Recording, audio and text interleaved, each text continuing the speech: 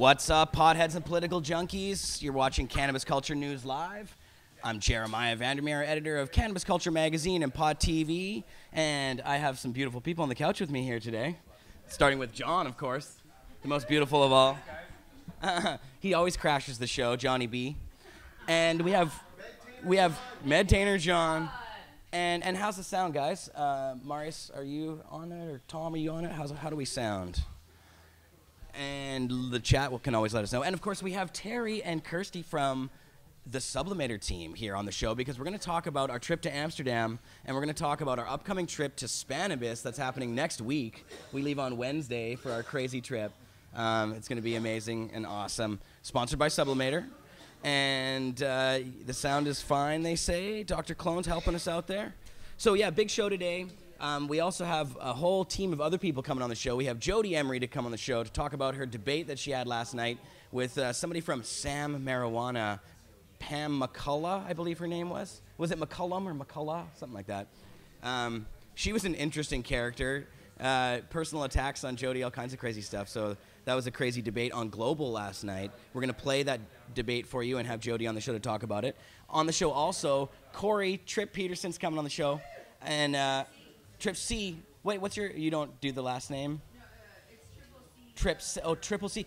And she's got, oh, you got your awesome coalition artwork that you're going to show.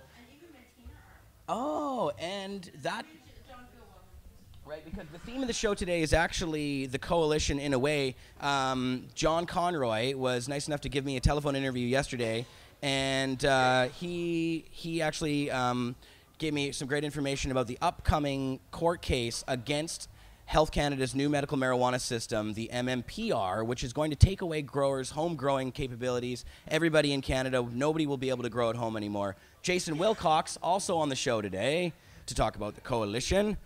So we got all kinds of people on the show. And am I forgetting anybody? Am I forgetting anybody out there? No, that's okay. Somebody will join later. Marius, maybe. Oh, that's who it was. Marius is supposed to show up and show off some awesome, he's going to do a little fashion show for us, I think.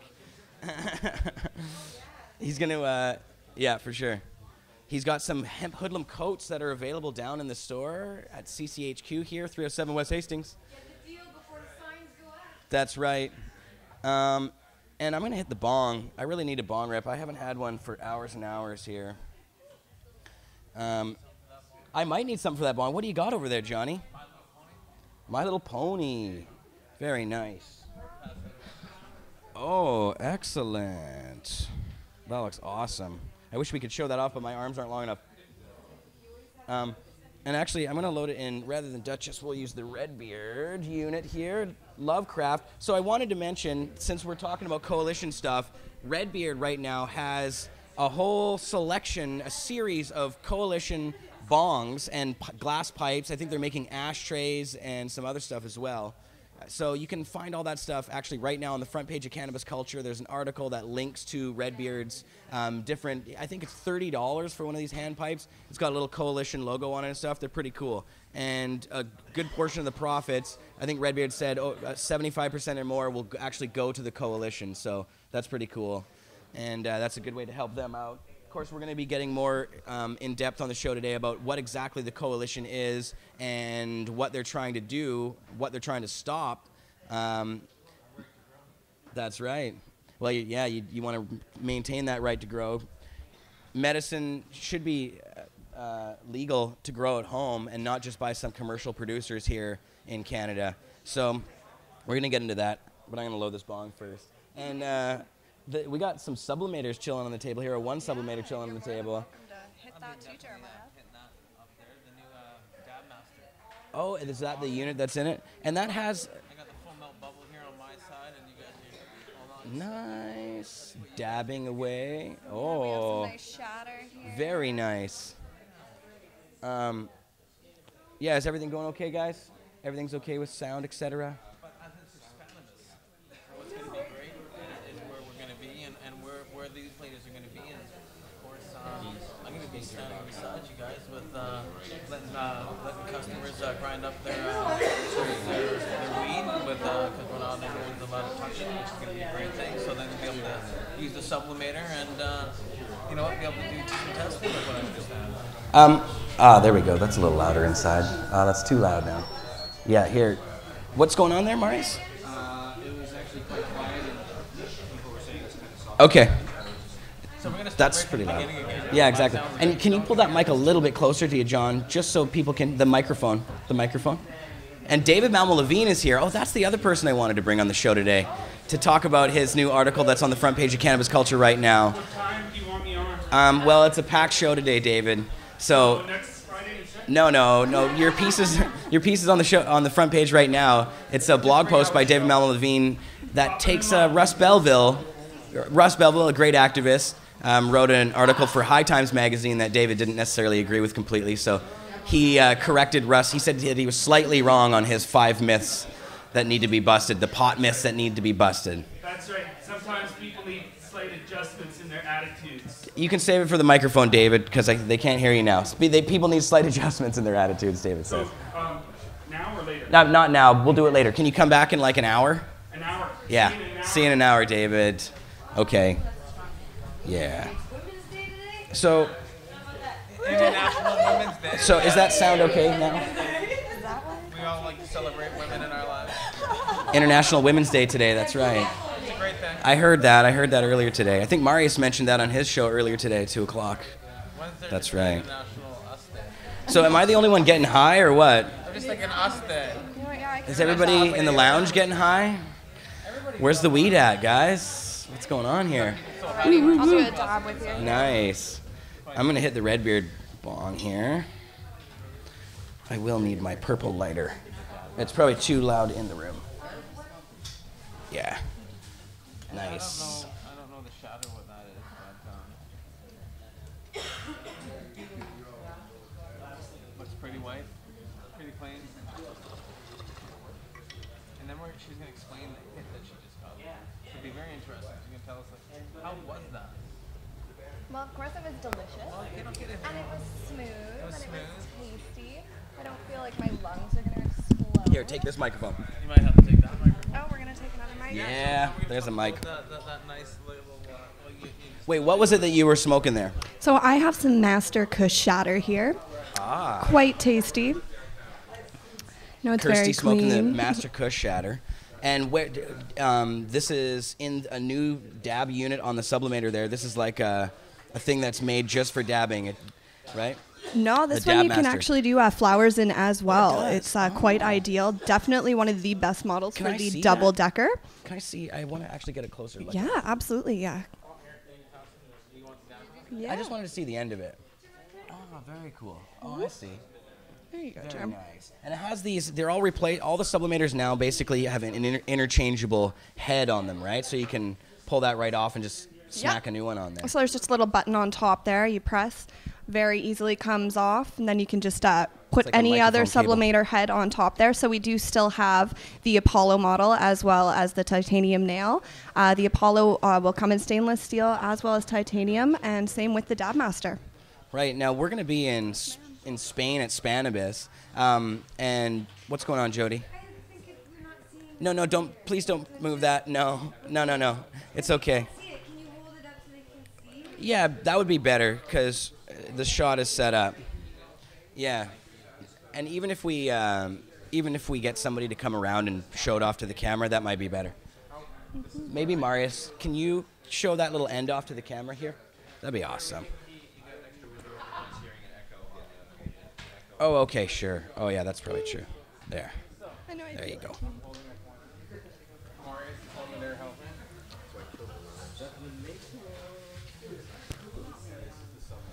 Please there you describe go. in full. Yeah, you can see it. But it's that end that comes right off is kind of cool though. It's almost like a microphone cable, like an XLR cable. It's just interchangeable now. So that's It's cool. actually the you one can I have is actually different than that. use this if you rest the sublimator against that cable. It's burn proof too, so it's actually set up so you can't burn There the you go. cable. Thanks, Marius. Thanks, Vanna. That was very nice. Good armpit shot right there, isn't it? Everybody getting that armpit It's okay, shot? Marius. But yeah, with the new Dab Master as well, the ridge works just to the kind of one catch push, all of it's your really easy. concentrate so nothing leaks down into the atomizer. There you go. Nice. Awesome, Vanna White. You should be a hand model. So now Look you're at gonna those pass beautiful up hands he the has bottom there. now. My Marius, goodness. before you leave, the bottom. The bottom. Okay. Thanks, Marius. I want to hit something in that though. Would you like to hit some? I'm gonna get Shatter, gabbed would you out like to early have on the some, show here, so I'm totally incoherent. Oh, and it's just about 4:20. Is it? It's 4:18 right now, according to my clock, unless it's early or something. I got a 4:16 over here. I'm set up for like a 1 minute warning, like always. You can give me a 1 minute warning. Give us the heads up. warning. I think Marius's alarm goes off, so Okay, so you're gonna have to like watch the show. yeah. Nice. So I have a bunch of other videos to play on the show today. Lots of news to talk about too. Some interesting stuff that's been in the mainstream press lately. Sanjay Gupta, the doctor who Back on recently news. came out, he's CNN's chief medical correspondent. He recently came out and said he apologized to Americans for keeping all of the information about medical marijuana off of CNN for so long, and that he felt that he hadn't been doing medical marijuana justice. And now he's appeared on the media saying he's doubling down, whatever that means exactly. Double down. Isn't that the name of that like KFC sandwich? Get more into It's like education. 2 pieces of meat with cheese and stuff between it. Bacon. Yeah, it's a bit bizarre. But yeah, I don't think that's what he's talking about. But anyways, he's come out on CNN now, and he's really advocating on behalf of the medical marijuana community. So it's good to see that. I'm going to play a couple videos about him. And he also talks about Georgia, what's going on there. All right, let's do this. That's like awesome now that we're getting medical education out there. So cool. And are we playing that video now or? No, he's just doing a big rip right now. But what's great about what's baby. going on is medical. Woo. people Oh, that's are all right. starting to realize how Should I hit it more? Okay, all right. vaporizing is like the next way of the future. Actually, hardcore is like vaporizing, grinding, rolling, and lighting. I mean, it's eating and getting more into Good Lord. consuming cannabinoids and more of them. Wow. So everybody's done a big rip. Now we can it's in pass the that sucker over here so I location can right now. It might hit not some love of this that Phil Melt watermelon bubble hash I picked up yesterday. Yeah. This is So we will play some of those videos. Before that, I also wanted to talk about conservative Peter MacKay and what he came out. Did you guys hear this? Peter MacKay coming out now in the conservative government supporting the idea of police having the option of giving away tickets for possession in Canada rather than just putting people in or trying to charge people for it. So that on the surface kind of sounds like it might not be a bad thing because it sounds like it's decriminalization. But really, what they're saying is they're just adding this as an option, so the cops will still be able to charge people, but they haven't really been charging people. So in a way, this is kind of a sneaky way of having more people get in trouble for pot because the cops will be way more likely to give people a ticket. So they're going to start ticketing people if that happens. And this is something that the police chiefs of Canada has been supporting. So it's easy for the Conservatives to sort of fall in line with that now and seem like they're just doing what the police chiefs are suggesting. But really, it's because there's political pressure happening. They see that Justin Trudeau is getting popular with some of his latest support for marijuana and other things. It's a popular issue. Pot's popular all over the place, so even the Conservatives want their piece. So I just got my Justin Trudeau pack of rollies the other day. You got them? Yeah. They sent them to you in the mail? Actually, I went to iMedicate. Nice. Oh, you went to iMedicate? They have them there? I Oh. stopped by to say hello. They had some Justin Trudeau rolly paper sitting out there. It's probably like not even a case left. If you're lucky, you could get lucky, but Yeah, that's Chris Goodwin out in Toronto there at Vapor Central. What a hilarious character he So is. it's, To steal the Conservatives' own idea to try and make fun of Justin Trudeau by having packs of zigzag rollies circulated at a Liberal convention. And then they actually embraced the idea, or at least the pot community embraced the idea. love it. Happy 420. Happy 420. Get one ready here too? All right. So, yeah, we're going to have to smoke some more pot. It's kind of the mandatory thing to do around 420. Test last week, we could do 10 rips at 420 off the Sublemaitre. So anybody else wants to get in here, we're going hard. We got 2. Yeah, We that's got fun. no takers. Okay. So, I think maybe, what's the next thing I wanted to talk about? Oh, I also have a video about the, and actually, Tom, maybe we could load this video up. This is the one about it says Feds lose lawsuit, I believe. Oh, that's the great one that just That one happened. around there. It's in the email there. And this one is about this mail snafu that happened here in Canada, where Health Canada sent out a bunch of people's information, private information, attached to their medical marijuana program forms that came in the mail, which they're not supposed to do. It's supposed to come in a, sort of private envelope or something that doesn't reveal at least that it has something to do with marijuana or the fact that these people are medical marijuana patients. So they said that it was a clerical error or some sort of computer error or something, and they sent out all these people's private info right on the envelope. It's 40,000 people. That's not like if you 40,000 people. But Right. And seems like a lot, right? That's like 40,000 person fuck up. that's a lot of people. And so there's a class action lawsuit going on. Big time. Yeah, big time, because people are medical marijuana patients are pissed. Yeah, they should be. Well, it's about someone's rights, and a lot of people who are already using using cannabis as a medicine, not even own family members knew they were using it. Yeah. So then when they get it in the mail, and now the family had to explain to the family and other people like that. So it was a why. Is that mic hot enough? You haven't been able to hear me the whole time. So I've been just talking to air. Wow. That mic, I don't think that mic's hot enough over there. I'm sorry. Johnny's mic. Hi, everybody. I've been listening. Oh, that's nice. Yeah. Yeah, We like the sound of your beautiful So- voice. On that note, yeah. He's high. Well, no, Before we play this video, though, we should talk a little bit about what we're doing here, like what we're going to be doing upcoming next week. Like this is coming so quick. 5 days. 5 days from now, we're going to be hopping on a plane, and I think it's like 9 hours to London, and then another 2 hours to Spain. Yeah, that's about Yeah. it. And we're going to be visiting Cannabis. Now, Cannabis is, I think, the largest marijuana expo in the world. It's huge. I've been doing a little research on it. It looks gigantic. I don't really know exactly what to expect completely because I've been to a few different expos, and all of them seem to be very different.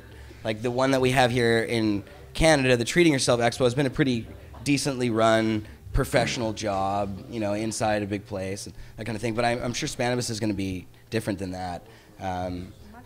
Yeah, it's larger. 50 times the amount of people. So Yeah. what I'm understanding is we went through a couple thousand. There's going to be like, 50,000 people in 3 days.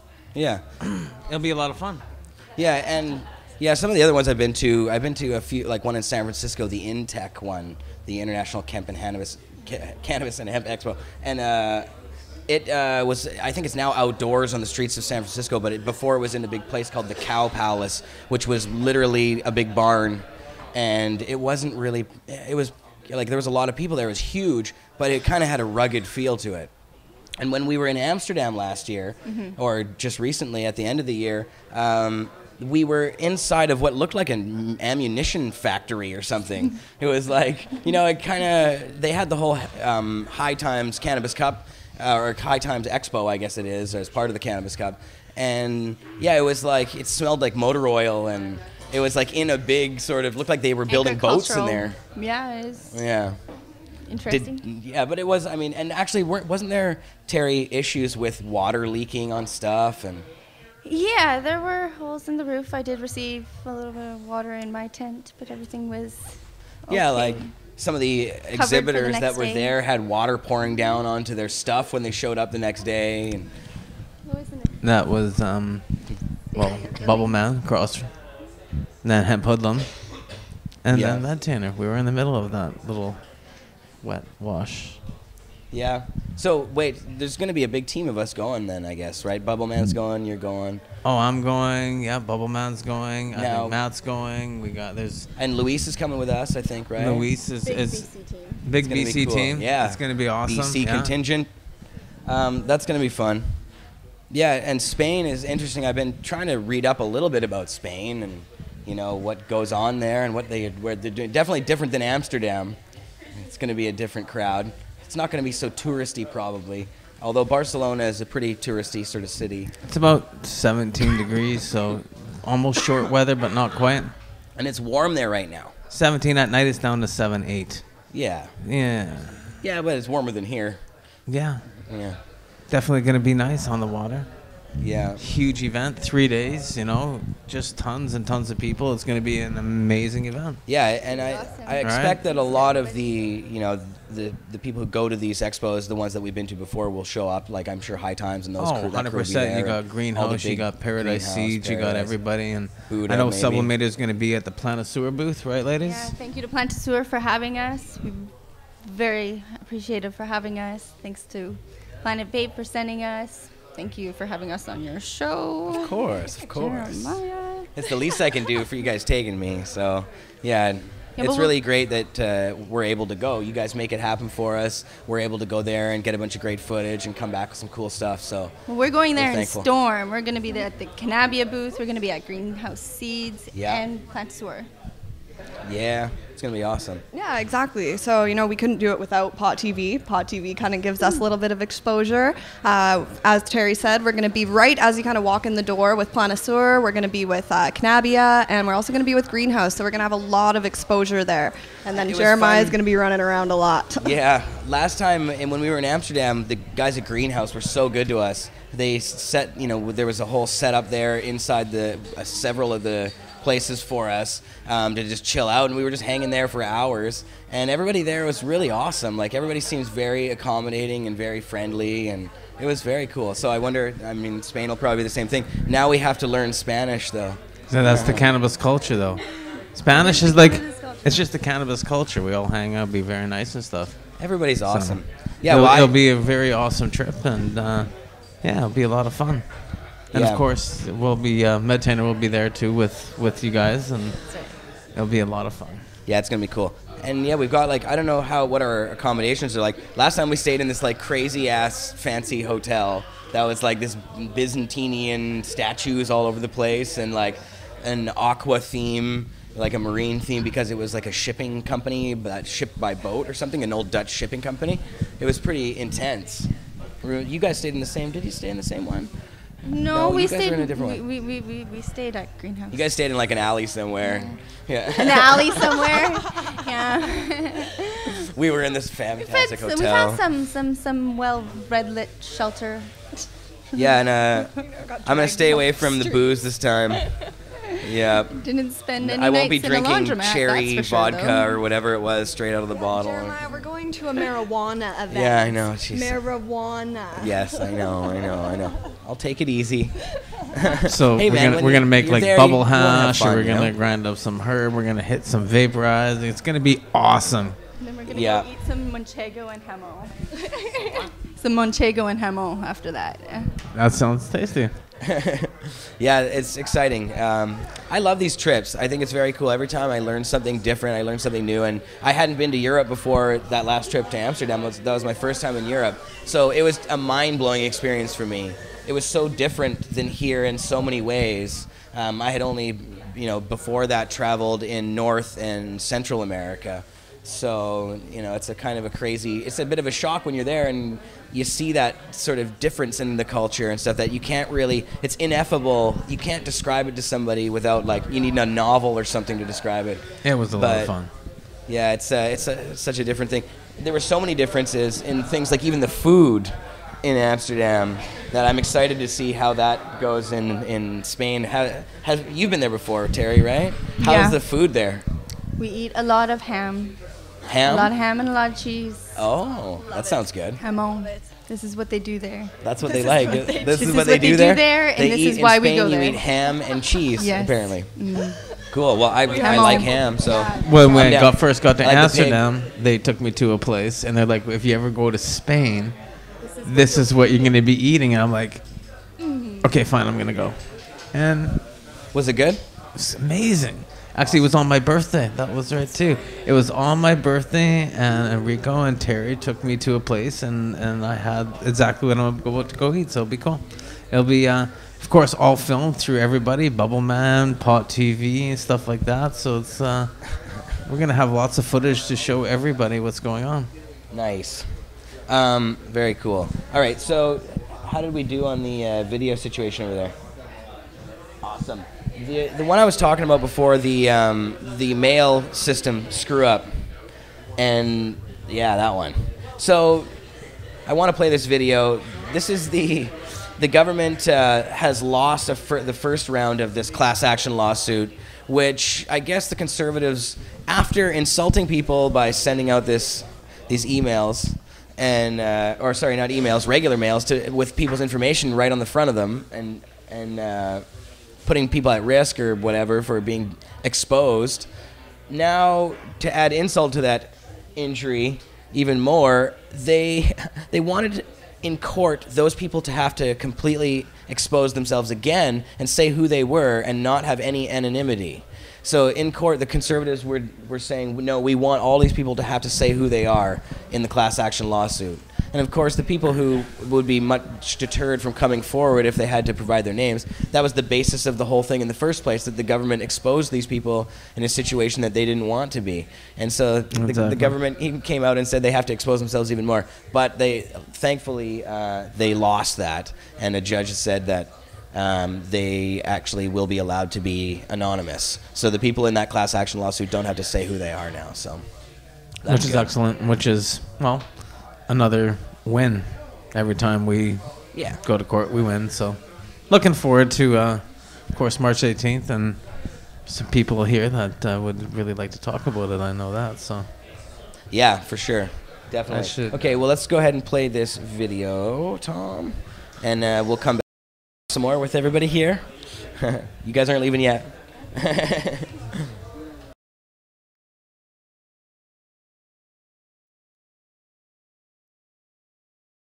The federal government has lost the first round of a medical marijuana class action lawsuit. The plaintiffs involved will be allowed to remain anonymous, something they wished Health Canada would have respected in the first place. They launched their case last year after the department mailed out 40,000 letters to medical marijuana users across the country, letters that revealed their names. Ross Lord reports. To medical marijuana users, privacy is important. This man, who we're calling James, says his partner's family doesn't know and his own family disapproves. So a privacy breach by Health Canada in a mass mail-out to 40,000 medical marijuana clients was a shocker. I could read medical marijuana access program right on the envelope, sticking out of my mailbox. For all the world to see, anybody who was canvassing for anything, a neighbor who wanted to borrow a cup of sugar. That outrage has triggered a class action lawsuit against Health Canada. But the two lead plaintiffs will only go through with it if their identities are banned, something the Federal Court of Canada agreed to this week. Following the fiasco in November, Health Canada apologized and promised it wouldn't happen again. But during court arguments, the government seemed to shift its position, insisting the plaintiffs in the lawsuit had no need for their names and addresses to be kept private. Government lawyers argued there's no evidence of serious risk beyond fear of embarrassment and speculation about employment consequences, a position that's hard for James to fathom. That's absolutely ridiculous. And the whole point of this thing is a privacy issue. The court thought so too, saying identifying plaintiffs also discloses they have medical marijuana in their homes, something Health Canada itself saw as a serious safety and security risk. Health Canada isn't commenting, but a hazy commitment to privacy might be the least of its worries. Losing the lawsuit would cost big bucks in compensation. It could come into the millions of dollars, but this is a serious breach of privacy. James says the privacy breach has forced him to spend $200 for a safe to lock up his medicine. Also, I'm going to replace the back door. Because you can break in through there. I'm going to have to put a fence around my property because I'm worried that people will enter my property looking for marijuana. The class action suit is expected to be certified later this year before the federal court considers the merits of the case. Ross Lord, Global News, Halifax. Oh, in the chat? Yo, okay, we're back. Ladies and gentlemen. Yeah.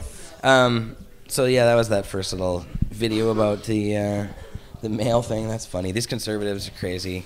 And yeah, it's crazy that they really want to adopt this plan of ticketing. I wonder if some ways it's not necessarily a bad thing, because the cops will probably be less inclined to, because a lot of people still are charged for marijuana possession, or, and arrested for it, harassed for it. So maybe the cops will. It happens every day. I don't know. I'm just playing devil's advocate. It seems like it doesn't pass the sniff test to me. If the Conservatives want to do it, it's probably a bad thing. So, but you know, who knows? It might end up leading. It's just to a way of good. generating money, so they can give you a ticket, like a parking ticket or a speeding ticket. Oh, he's late in the joint. Give him a ticket. Right. David Malmo Levine Walk would down the call street, it give him another ticket. Net widening. He could follow you. You know how many tickets you get in one day? Come on. Because can really I get what one they ticket do- a day? Because I'll take my ticket every morning, and then I'll be good for the day, right? And what happens if you don't pay your tickets? Then do you go back? Do you go to jail, or is there some risk? Maybe of you won't be able to buy your medical marijuana from your. You know what? Because it would be. Right. Who knows? Yeah, it could be anything. Yeah, anything can happen. Yeah. It's going to be so crazy. we have 91 viewers watching right now. That's pretty That's dope. a great thing. 91 Nice. people said hello. 91 folks watching. What's up, guys? I haven't Instagrammed anything today, so that's good. No, but that really comes into play. But if you think about it, if we're giving out tickets for people smoking or having possession of marijuana, they're going to be able to, it's like smoking on the side of the road. So you can't smoke here, so you're going to get a ticket for smoking. How many people they give out tickets for smoking? Because legally you're not allowed to smoke within 6 feet of any place anymore, right? So I don't think anything. They should just legalize it. That's the end of the road. That's all we can do. Well, that's what they're doing Skip here. the rest of the bullshit. Vancouver Police and what they said yesterday, that they're not going to go after any of the compassionate clubs after April 1st.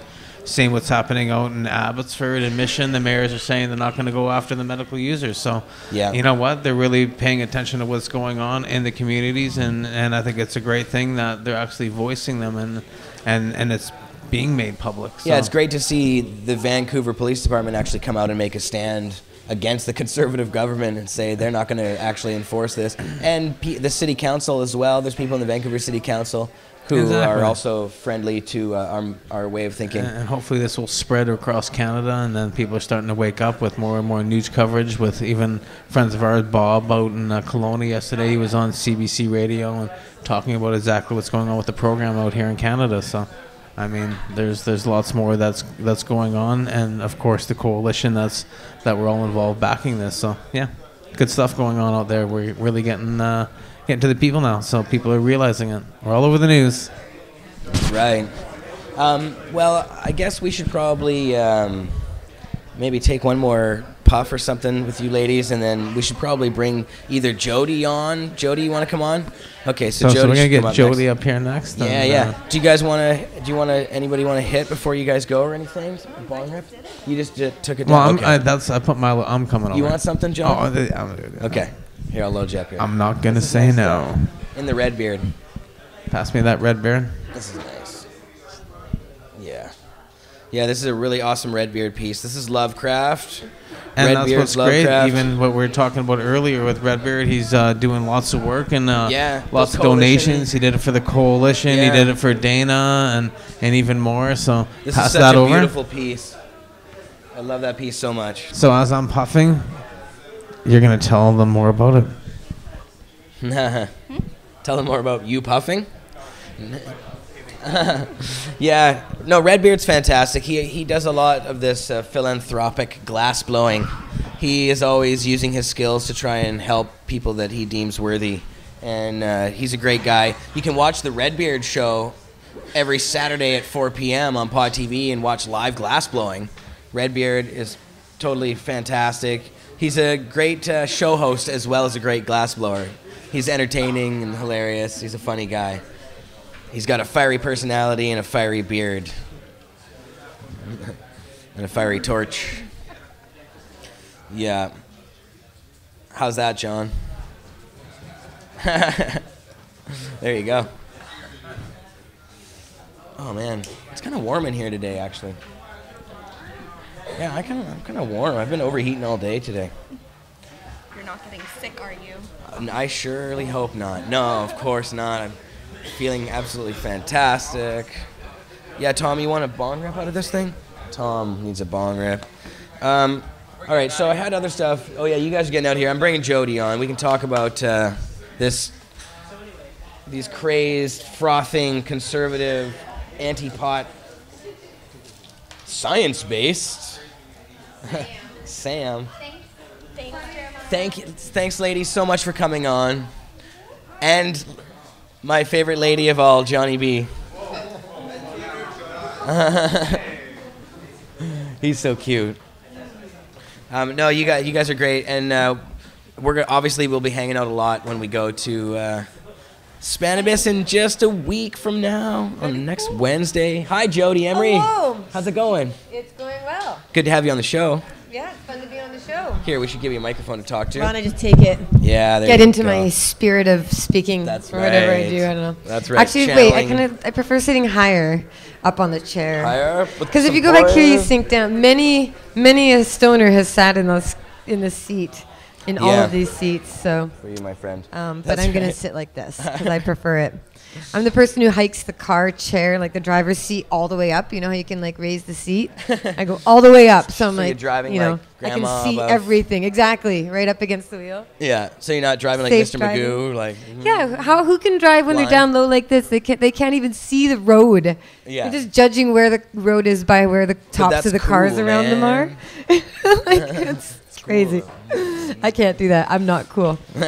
So, what you am I have here a to talk gig about? On Thursdays usually. Tuesdays. Is it on Is it Tuesdays? Tuesdays? Yes, Wait, it is yesterday Tuesdays. was the Thursday. Sorry, I'm getting my Yeah, Tuesdays yesterday was confused. Thursday, Right, and it was normally a special gig. this yesterday. mic direction is weird. Which way should I go? Yes, Which way should I which go? way is it go? Normally, I do a global TV show twice a month on Global TV here in British Columbia. It's BC One, the 24-hour news station. I just give my opinion on different news stories. But I was called in last night to have something that I always say I want is a debate about legalization. And Yeah. I'm telling you, it is hard to find people to argue in favor of prohibition. So I never get to debate anybody. The most I get is a radio interview where people are allowed to call in, and then I get to explain to them why they're misinformed or misguided. And so that's not really a debate, though. I wanted somebody who's like, we hate marijuana and we want to talk about it. And I finally got that last night. And it was on Global, BC One. And there's a new group in Canada called SAM, Smart Approaches to Marijuana. Right. And they're based on a U.S. group of the same name, which is funded and geared towards treatment for marijuana addiction. So I was going to be on TV debating a woman whose job is to introduce to Canada a group that talks about how 1 in 6 young people and 1 in 10 adults who use marijuana get addicted to it. Those are the things that this group believes Oh my God! and Some of the says. things she said was crazy. It was last pretty night. crazy. Yeah. Now, I'm confident in what I know about marijuana and prohibition and all of that, but this is live television across our whole province, and I get sometimes I feel a little nervous because who knows? Maybe I will get flustered. Maybe I shouldn't be cocky, because maybe I'll fumble on my words like I am right now or something. So Not fumbling. you never know, right? So I started to get a little nervous beforehand. And I did just watch the interview because Global decided to post it on their website. And right now I just shared it on my Facebook and on Twitter. So if you care, you can go watch it. And I'm going to admit and own up to a mistake. And I'm my biggest critic. And I won't beat myself up too badly. But I did say in the video that Portugal has had legalization for 10 years. I meant decrim. I said legalization. I feel like an idiot. I will not Right. forget that. It was a very small mistake. It's not quite, but anyway, if you know me, you know that I'm going to beat myself up about this forever. Like, Don't leave any I won't bruises. even bring up examples. Don't leave any bruises. But in other, perspectives, I think I did fairly well in making some good points, and I held my own, even though she said that she thinks I'm doing a great disservice to this country. Oh, yeah. And that you shouldn't even be given all the time that you're given to speak on television and all that. She was kind of crazy. I don't know if you have time to play it. Probably not. It's a 14-minute I wanted to play it. I was going to play it. Well, then yeah, you can. I'm going to play it on the show. Yeah, that's what we do on the show. Oh, I'm getting all nervous. Why are you nervous? I don't want to watch it. I just You don't want to watch watched it? My sound is weird. Did I do something? Oh, what's going on over there? We're playing with the sound. Is something going on with the sound over there? Sound might be okay on the internet, but quiet in the space we're in. Okay, yeah, here. Here, let me turn that. Here, try that now, Jody. We've got so many knobs and things you guys don't even know. We got lots of knobs. I wouldn't be able to Mine is save loud us enough. if I How had come to. did It looks like we're Jody's about mic go to down? not detonate Was a she too loud? bomb. Make sure you don't Oh, put I the see, wrong okay. wire in the wrong spot or everything goes. Right. No, I'm yeah, just ranting. don't cross the streams. Don't cross the streams. Now back to your regular program. No, yeah, okay, so we probably should play this video then, because we've got it already loaded up and everything, I think, don't we, over there, Tom? Forgive me my mistake that I said, but also go No, I ahead think you did a great job. It's very hard when somebody's, like, personally attacking you. She kept saying, you know? every single thing you have said has been a lie.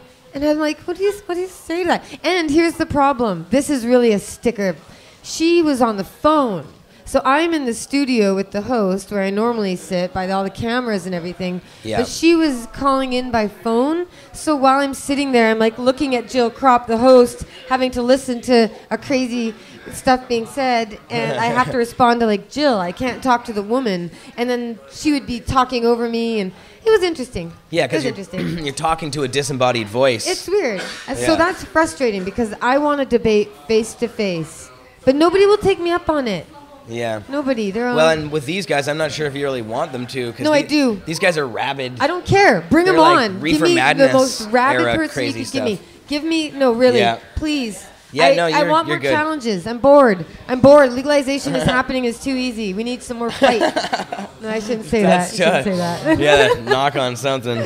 Here's some wood. And too easy. No. Well, we don't have it We here have yet. a lot of fight left ahead. And speaking of time and stuff, I'm going to wrap this up and maybe I'm going to disappear when you guys do the video because I've already seen it and I don't want to be here. But I don't want to be here to see it again. I'm just getting embarrassed right now. But now I'm even fumbling again. Good thing I'm not on TV. Do you want to debate? Oh gosh. Damn it! I forget what I was gonna say.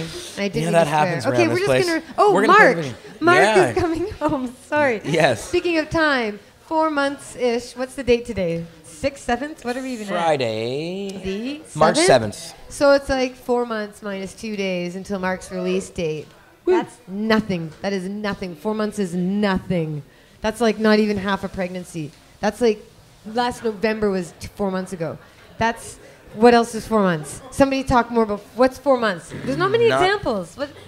4 months. There you go. Oh, there we go. 4 months from the beginning of the year to 420. True. There you go. That's excellent. So there you go. Now it's that's not very. what we've got. Oh, and 4 years and 2 months is what Mark had to do in the full of his sentence. 85% of 5 years is. I think 4 years. It's crazy 2 months that he's already served that. Yep, 4 years this May 10th. 4 years. But anyway, so reefer madness still abounds, and even though you sometimes get weed on your legs, even though that does happen. Even though or various other parts. Yeah. Anyway, I'm just gonna shut up because obviously I'm kind of rambling, and I'm gonna let you guys do the video where we'll go ahead and play this now. I speak better, and I'm gonna get where out I of here. speak good. Yeah, good talking on that one. Okay. Not so much here. All right, Tom. Go ahead and throw the switch on that one. Thanks for watching Pot TV. Tell all your friends. Woo. Share it online. Yay. Yeah. 93 viewers out there.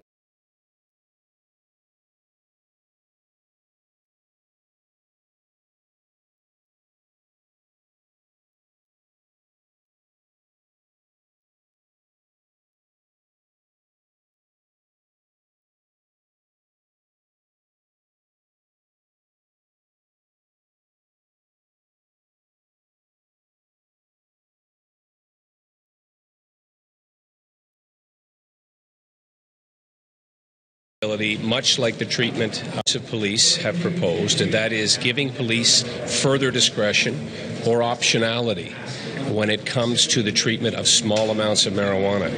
That is to say that the criminal code offenses would still be available to police, but we would look at options that would give police the ability, much like the treatment of open liquor, that would allow the police to ticket those type of offenses.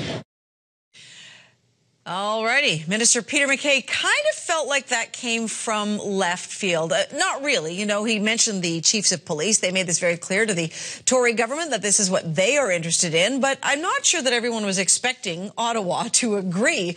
Joining us now to talk about pot, Jody Emery, how are you? Doing well, thank you. Good. And on the phone, Pam McCall, who is with Smart Approaches to Marijuana Canada. Hi, Pam. Hi there.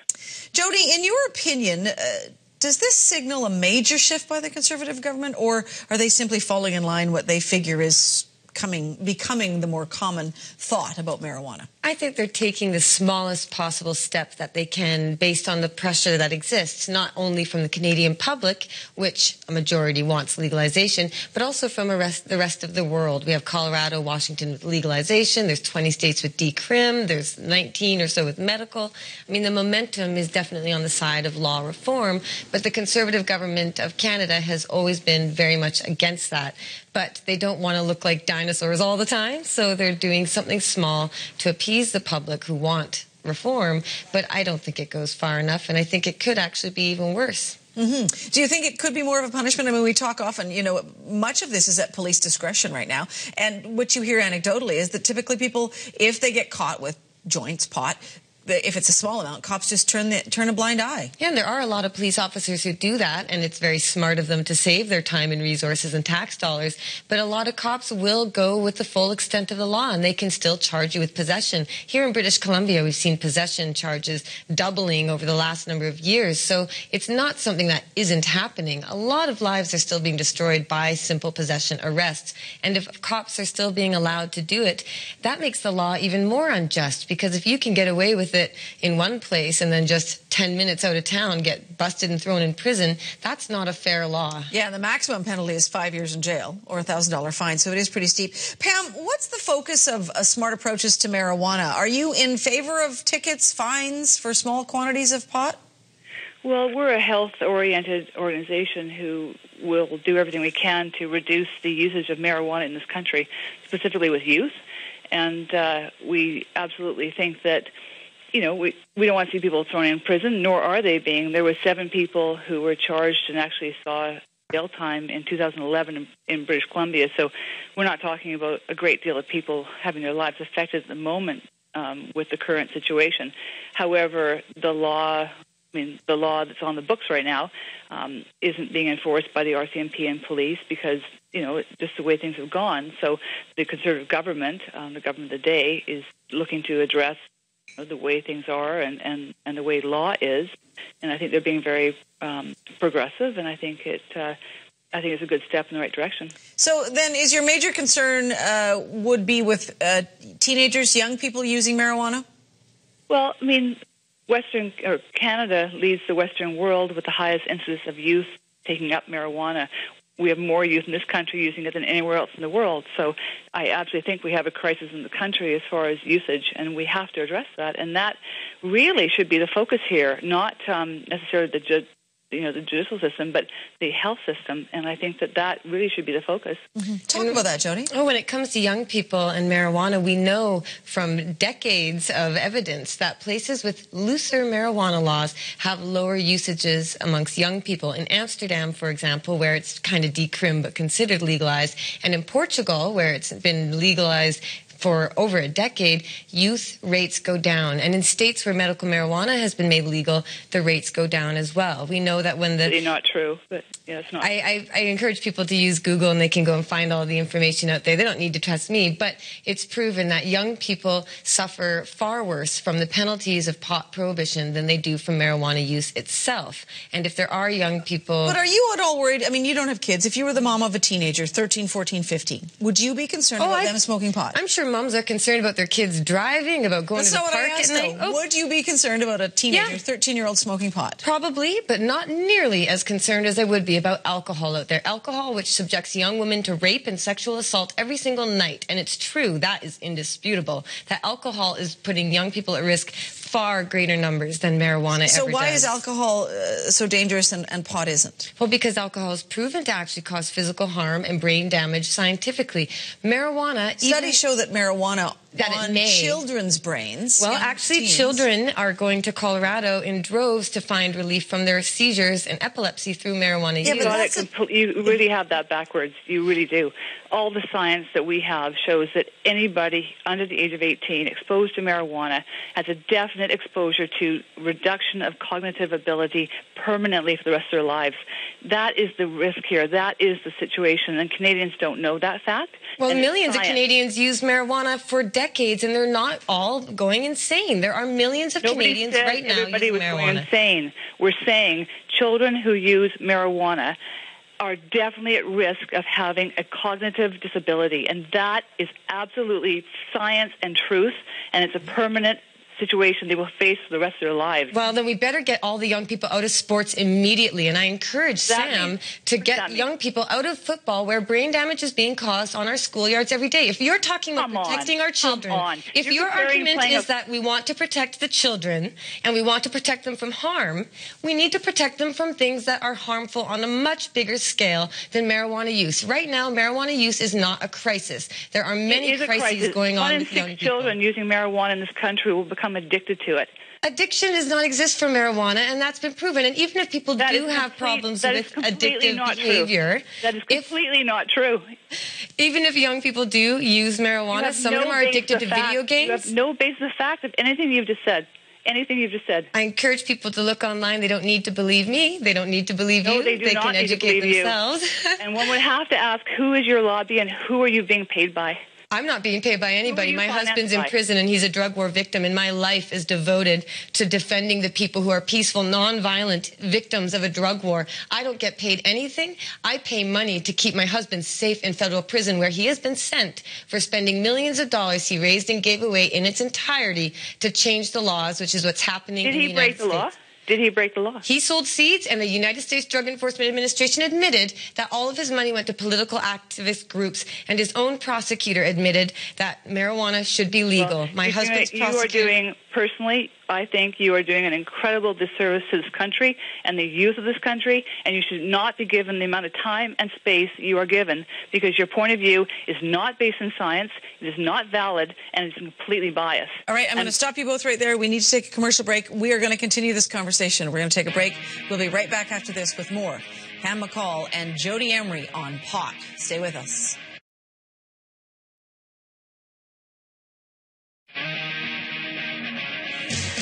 Welcome back. We're continuing our conversation with Pam McCall, who is with Smart Approaches to Marijuana. She is on the phone from the Gulf Islands, and Jody Emery, who's a marijuana activist, in studio. And ladies, you clearly have differing viewpoints on this. I want to ask you this, Jody.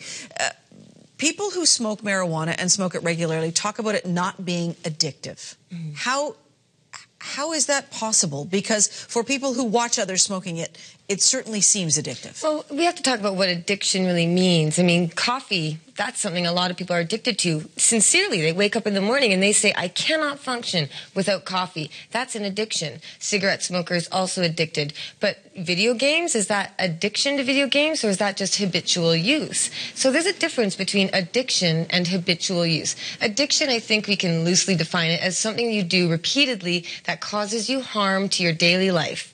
Now, marijuana users who use it regularly and don't suffer any ill side effects from that, maybe they're addicted in that they use it every day, but they're not addicted in that they will suffer without it. My husband, Mark Emery, well known for taking gigantic bong hits and smoking big joints, went into federal prison and never felt 1 second of withdrawal. The only thing he misses is fresh food and freedom. But when it comes to marijuana, anyone who says they're addicted may have tendencies of being addicted to anything else out there. They might have been addicted to alcohol or painkillers. They might have, but that doesn't erase the fact that they may well be addicted to marijuana, so and it alters behavior. So let's say, well, marijuana doesn't really alter behavior. It may make you slow down and think about things from a different perspective. There are also a lot of researchers out there, and this is evidence, don't take my word for it, look it up, a lot of evidence out there showing that people addicted to hard drugs and opiates and pharmaceutical painkillers are getting off of those addictive drugs and heroin and cocaine by using marijuana. So marijuana has actually been proven, type in the words,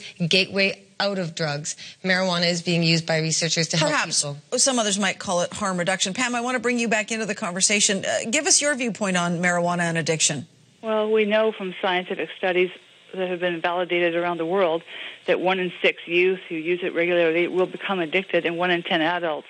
If you know, the fellow guest does not understand what addiction is and the crisis of that to not only the user but the family and what it does to them and their job and their future and everything else, that's very sad, because addiction is a very real concept and a very real challenge in society, and be it alcohol or tobacco or marijuana, addiction is a plight, and it's a very sad situation for people to find themselves in, and can be a lifelong struggle. And marijuana absolutely is an addictive drug. Well, marijuana actually isn't that addictive, and even if it is, we shouldn't be punishing people for it. And in the United States, they found that the majority of people being sent to addiction centers, the research centers, and groups like SAM are actually funded by groups that want money from treatment. These treatment centers are being set up as an alternative to prison. So what happens is young people being sent to prison for addiction, or being sent to treatment, for addiction, aren't actually addicted. They had the choice between treatment for addiction or prison for possession.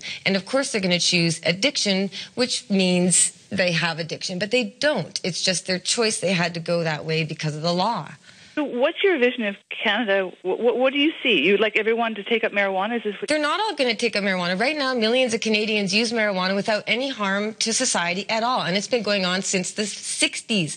Decades of millions of adults. The marijuana on the street today is nowhere near the marijuana of Woodstock. Do you smoke it? Can you tell me that from example and experience? Because I can tell you that I know a lot of people out there using marijuana. And sure, some of the prime stuff from the 70s was good, but a lot of marijuana right now is just the same. And in fact, if it's any stronger, it's because we forced it into greenhouses where the environment is perfected rather than getting the swag grown in the hills of Mexico. So it's prohibition that has made marijuana stronger. If it is any stronger, that's prohibition. Sorry, go ahead, Pam. Ask that question again. Yeah, how do you see society moving forward? I mean, what's your vision with a free society with everybody smoking dope and there's no harm, there's no addiction quality to it? Well, right now people are smoking it and they're being...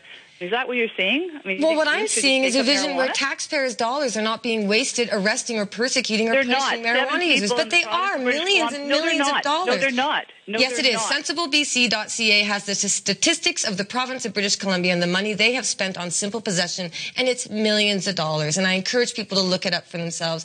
But let's just go back to the point that even if something is harmful, we should not be punishing people for it. We need to educate them and help them. But groups like SAM are out there just to continue the reefer madness and the propaganda and stigmatizing people by saying a country of dopers would be the result of legalization. That's not true. You have said from the beginning of when you started speaking on this interview, you have said falsehoods, and I've written them down. You have not based yourself in fact at all. It is all SAM factual. stands behind science. We are absolutely a science-based fact. But you're opinionated. You're science. I agree with the science. You know what? I'm afraid I've got to stop you. We're going to have to continue this another day. Pam McCall with Smart Approaches to Marijuana. Thank you for joining us. You're welcome. What's that? That was the very end. She said we have to go. Now we're back. All right, now we're back. Hi, David. Hey there, Jer. So on my Facebook wall, yes, there's this article by a guy named Sunil. He's this academic from Seattle, and you should really interview him about how he totally tears Sam a new one. Oh yes, yes. Sam needs a few new ones torn. I think they're full of new ones. Yeah, they are full of new ones. So there's a few new ones over there for sure. Yes. Yeah. So about my article. Yes. Speaking of tearing people new ones. On the front page of Cannabis Culture right now is a great article, a blog post by Mr. David Malmo Levine, where you take Russ Belville, one of my favorite activists in the movement, to task for something that he wrote for High Times magazine, which was a pretty superficial, you say in your piece that it's superficial. I agree completely. It seems kind of like he's glossing over some important stuff. I don't mind infighting in the movement, but just have your facts straight, is what I'm saying. Right. So, like, did you see that he responded? Yeah, and then I responded to his response. Oh, did he already respond?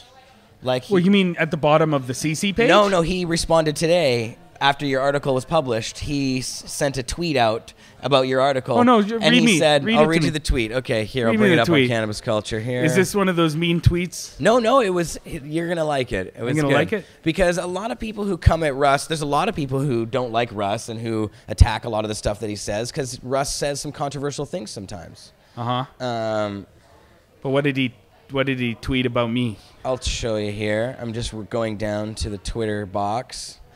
Here it is. It's going to take me a second to get to it. But yeah, because Russ is an avid tweeter as well. How come you don't have a Twitter yet, David? You don't have a Twitter account, do you? No, I'm not a twat. You should be tweeting. You are a twat. I'm not a twat. Yeah, you should totally do that because I bet you'd like it. You're a Facebook guy. I don't want to whisper tweet nothings into people's people's sharing ears. Information. I'm really... my life isn't that exciting that every once in a while I have to tell people 140 characters about what's going on. So what do I you say? found it here. I can even put it up on the big screen behind us. Finally, someone debunks me with links and reasoning. Yeah. I'll respond soon, David, but thanks for the watchdogging. Yeah. There it is. Well, that's nice of him. Well, that's a good response. Yeah. It's a lively, happy-go-lucky discussion between two bon vivant pot activists. Yes. Yes. I like when you say it in French. All right. So, yeah, but if people want to know more about the topics that Russ brought up, which is to say whether hemp will save the world, whether cannabis cures cancer, whether George Washington smoked marijuana, and what were the other two? Oh, geez. You said hemp will save the world already? Hemp will save the world. George Washington smoked pot. Cannabis could cure cancer.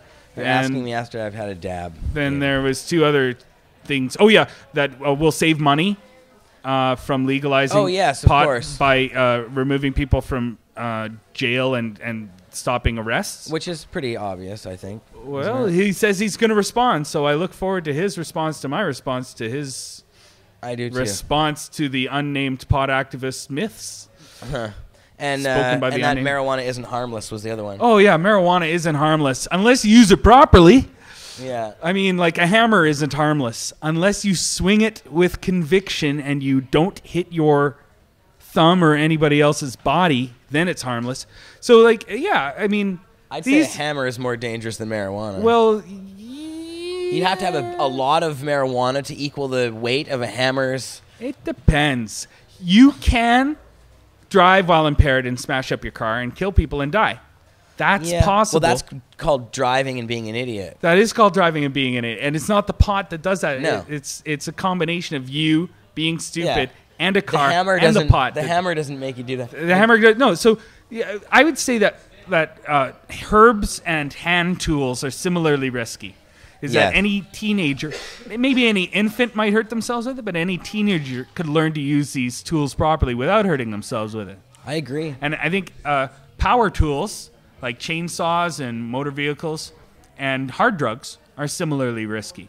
They're more risky, especially for teens. Teens should learn to use hand tools before they work on the power tools. It would be good if teens learned how to use hand tools as well. And adults should be taught to use them properly or supervised when they use them so that they use them properly. Right. Like hard drugs. Well, David, that's such a great little piece that you put together. I really liked it. There was a lot of great information there. Yeah, people seem to like it. People do like it. There's some nice comments there as well. And it's important stuff, too. Did you notice that I stole the same photo that he stole? Oh, yeah. It's all about busting of the myths. Yeah. And busting of the myths. Yes, and maybe he'll be busting some of your busting of the busting that you were doing. Just see if he can bust any of the things I busted. We'll see. Because I think I busted a nut all over his academic attempts. I think that, I have a feeling you're right on this one because I can't really... Some of it, he was speaking very superficially. He was making some pretty large jumps. And as you say, most people in the marijuana movement are more nuanced than just making these broad, general, sweeping statements. Anyway, pot is harmless. Who says that? Yeah. Nobody says that. No. That's why you didn't have any quotes with people saying that. Right. It's close to harmless. It's either relatively harmless, which means it's harmless compared to caffeine or other soft drugs, or it's never killed anybody. It's harmless when used properly, which is what I argued at the Supreme Court of Canada. Had I walked in there and said, pot's harmless, everyone would have laughed at me and I pointed at me and said, that's a fool. Right. But the nuanced argument is accurate. It's correct.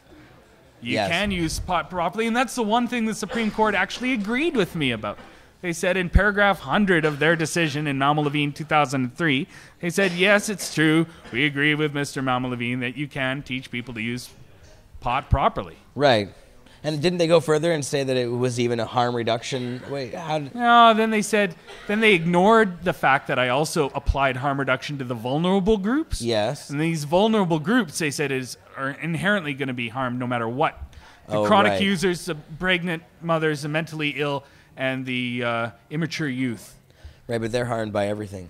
Well, no, I maintain that harm reduction is even more important when you're a vulnerable person, and you can, even if you're a chronic user, or a vulnerable youth or pregnant mother or mentally ill person, you can still take advantage of harm reduction strategies so that you avoid harm too. Right. So that's kind of the myth. And it reduces the harm overall for everybody, and that helps those people as well. Don't smoke out of an aluminum can. Don't smoke and then perform a dangerous act you're not used to doing. You know, these are basics. Don't smoke swag weed. Smoke it organic, right? And reduce the heat from your smoke or vapor so that you're not harming your lungs from the heat. You know, organic, high potency, high quality cannabis smoked during high pleasure, low pressure activity, keeping in mind dose titration. There's no evidence that that's ever harmed to anybody, because they're not looking at those factors when they look at studies for large populations that may be harmed by cannabis. Right. Well, David, I like your blog post, and I think you should definitely. I guess we'll have to wait and see what Russ says, but we'll wait and see what Russ says. I don't think I'm not really sure how you could elaborate much on this one. You know what's coming up that I'm really excited about? What's that? The 5th and final chapter of the Fukushima article, the one everyone's all been waiting for. Yep. This is how we finally explain to you how hemp and mushrooms, magic mushrooms even, can help you survive cancer and help clean up the world of the radioactive pollution that is everywhere. So that's coming up. When are we seeing that? Well, very soon. Very soon. In a week or two? Probably when I get back from Cannabis. Oh, when's that? Next week.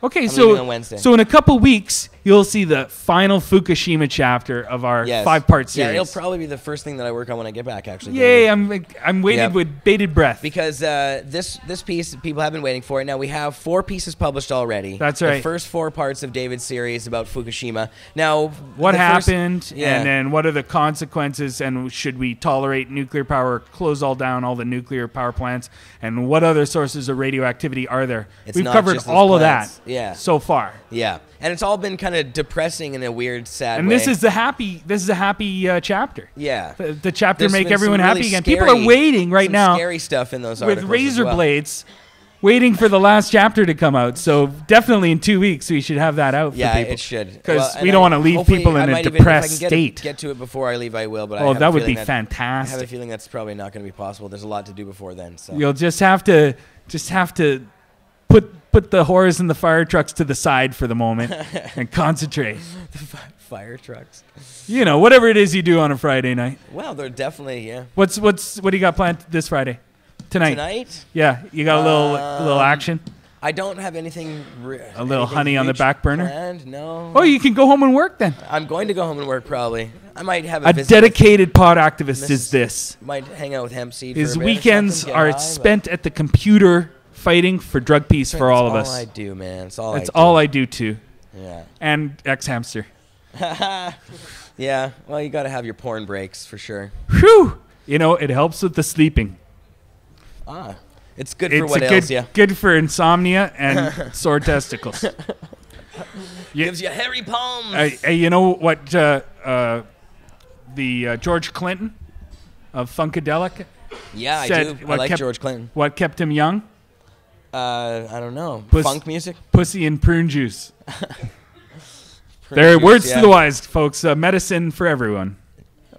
At the same time, I'm assuming. And you know what Louis Armstrong said was the best medicine for him? I don't know. Probably a cannabis reference. Cannabis and Swiss Chris, his laxative. Oh. He said, it helps you leave it all behind. Hey, that's pretty good. Yeah. You should have had a song about that. Yeah. Okay, well, David, thanks for coming on. You're welcome. That was awesome. Hey. I always love having you on. You're the man, David. And so you're going to be with Marijuana Man throwing down a lot on the mic at the upcoming 420 event here at the Vancouver Art Gallery just down the street. I'm going to individually and in a group setting blow each and every mind of the audience members with epiphany after epiphany from my head scattered. You're blowing mine right now. I'm scattered all over their faces. That sounds enjoyable. It's going to be amazing. If you haven't been to a 420, you have been watching too come much on X out. Hamster, haven't you? It is incredible how we break every cannabis law known to humankind. If we could smuggle it across borders at the art gallery, we'd do that too. And the cops are just powerless. They got to direct traffic and keep the drunks from harshing our mellow. That's pretty cool that they just allow us to openly sell marijuana. Not us, but I mean those who do. Those who do sell marijuana aren't interfered with. No. Because we've been assertive. We've told the police, you're not arresting anyone today. That's not going to happen. Assertive. Well, if you're not violent and you're not passive, there is one other option, and that is to resist arrest nonviolently. Just hold on to the people getting arrested and do not let go, while still maintaining a polite and civil demeanor with the police. And they have found that all of their horses and all of their men just can't deal with the assertive activists. Sometimes they break the seal, though, and do a little G20 action on your skull with their batons and their boots all over your face. Not since... Okay, maybe when they were raiding Mark, they were a little bit heavy-handed. Not out here, but out there. Right. At the G20. At the G20. Well... Because they were stomping through. This is the trick, is that you got to do it more than once. You got to, demonstrate that you're not afraid of arrest. You got to get arrested and resist arrest. And then when they realize they're going to look terrible on the nightly news that night, beating up the assertive, happy, hungry, relaxed people who aren't harming anybody. Yes. And then they learn, okay, well, maybe arresting our way out of this situation won't work, and they have to try other methods. So I think if you look at the 90s in Vancouver, you'll see that the police had to learn a couple of times about hug power and how effective it was. That's right. And then once they learned, Bong, then they changed their policy. But you got to take it on the show, though. Katie's got to come on the show and take this bong. Okay, rip. so I'm gonna let her. I'm gonna move so she can demonstrate some civil disobedience right here. Yes. For our audience. This is an activist action happening right here. Thanks, David Levine. You rock, brother. Check out David Levine's piece on the front page of Cannabis Culture right now. The Devil in the Details: Why Russ Belville is slightly wrong about his 5 pot myths that must be busted. Hi, Caitlin. Hi. Katie. I mean, is that what I should be calling you? I like the name Caitlin, though. It's nice. I have a couple of Caitlin friends, and I thought it was so unique as a child, and then I met like 40 Caitlins throughout my life, and I was like, all right, never mind. You have a unique spelling of yours, though, I think. I think it's really common sense, like Katelyn. Oh, well, there you go. That's it. No like C's or I's or anything confusing. Like, What are you smoking there? This is the African. Oh, the Angola? Yeah. I can tell just by looking at it. Yeah, there's been some Angola around here lately, and this is a strain that has, I guess, a crazy history to it. It's a landrace thing, and honestly, I don't really know the history of the Angola, but I know that everybody here that's a grower is very, very excited to have it, and everybody, and it smokes very nicely. It's got a crazy sativa kick to it. It really gives you a punch in the face or something. Picks you up. It's nice. I like it. I did take a couple pictures of it with my broken iPhone camera that turned out okay. It's nice stuff. It looks a little, to most people who are like used to big, tight, crazy, fat buds, they'd be kind of surprised at the way it looks. Because it even has some like brown leaves in it and stuff, and but it's got this like, crazy trichome flavor. It's No. so pretty. Yeah. Crystally. Yes. It's supposed to look like I that. recently was seeing on High Times that they came out with a strain that's supposed to help with attention deficit, which I think is amazing because I have it myself. Oh. And I've never been keen on the whole medication thing because a lot of medications for ADHD have similar properties to like meth. Right. And why would anyone Yeah, some of wanna them are do pretty that? harsh. So I'd much rather use something. Or all pharmaceuticals, they have these side effects and stuff. And pot's good for so many different things.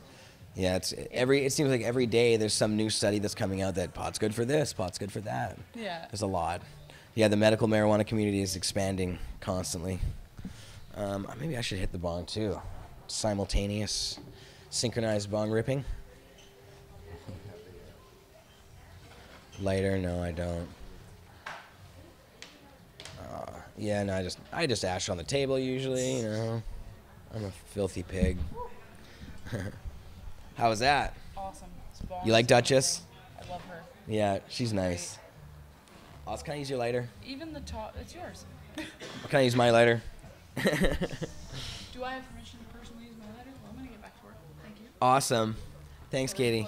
Thanks for coming on the show. You're awesome. You're always welcome to come on again, anytime.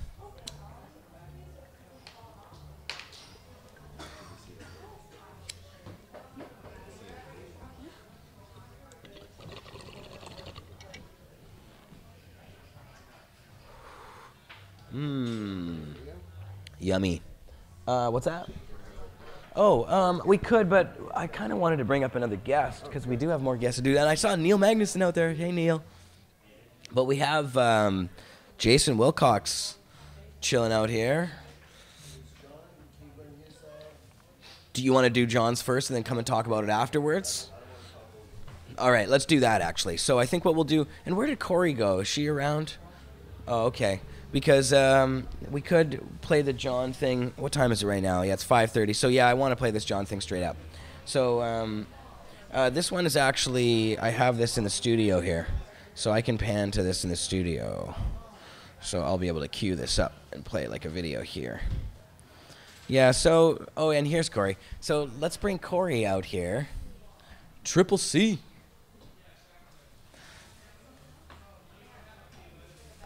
And so, did I butcher your name before somehow, Corey? What did I say? You said Trip. You just said Trip, not Trippy. I kind of know you. Oh, I see. Yeah, right. I see. So you got some cool art going on here. I sure do. You've been on the show before, actually. Yeah, I think so. Yeah, you had some art. Last time you had some Pot TV stuff and some other cool stuff that you gave us. Pretty awesome. Here, you can take this microphone even. Okay. I think it's working. Awesome. A little closer for you, maybe. And so tell us what you have here. Well, I have some artwork for the coalition to maybe auction it off or sell it at $4.20, and the not all the proceeds, but a portion of the proceeds will go to help fund the coalition. Awesome. Yeah, you have a big one here with the coalition logo. Now, Jason, did you design that logo? Who designed the logo? Yeah, who did design the logo?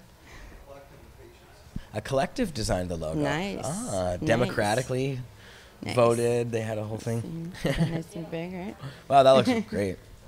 Yeah, that looks cool. It's a great logo. So if you actually go to your Facebook page, I posted a 4-pack of this, and then beside it with the logo, and then the photograph, as well as a painting of the painting of the photograph. There's actually something in the bowl. Oh, there's something in the... Yeah, there's actually something in the bowl. And then this one, there's a little bit of honey oil in it as well.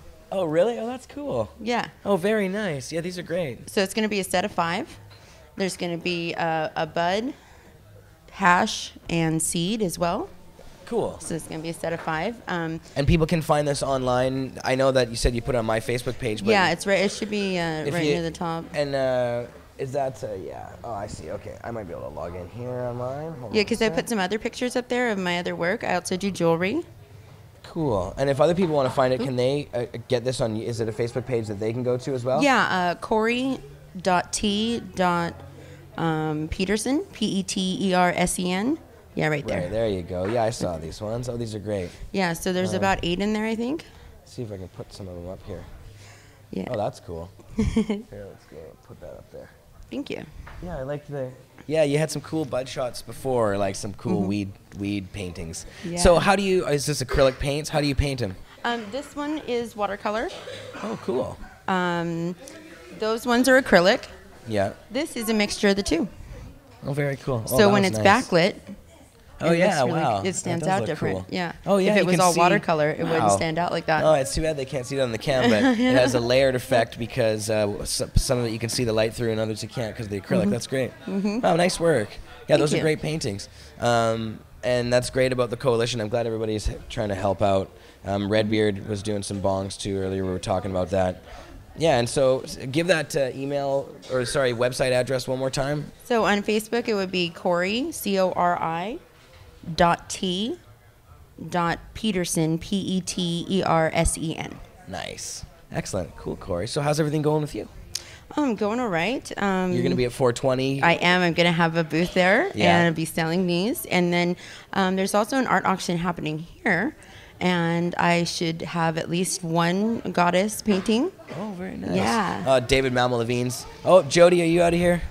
Bye, Jody. Bye. See you later, Jody. Bye, Jody. Jody's out. Yeah, David is the art man around here. He's the dealer around here, the art dealer. You know, I actually have a couple of paintings I sold him a while back. I don't know if he still has them. I'm going to have to check that out. Some at the Seed Bank.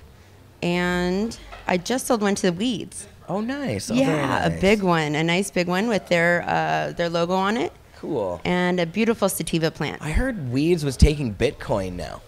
Is that Really? true? Yeah. No way. Yeah, I heard that was true. I don't know how true Yeah, that you is. know what? I think I heard that. Lady Gaga tweeted about it.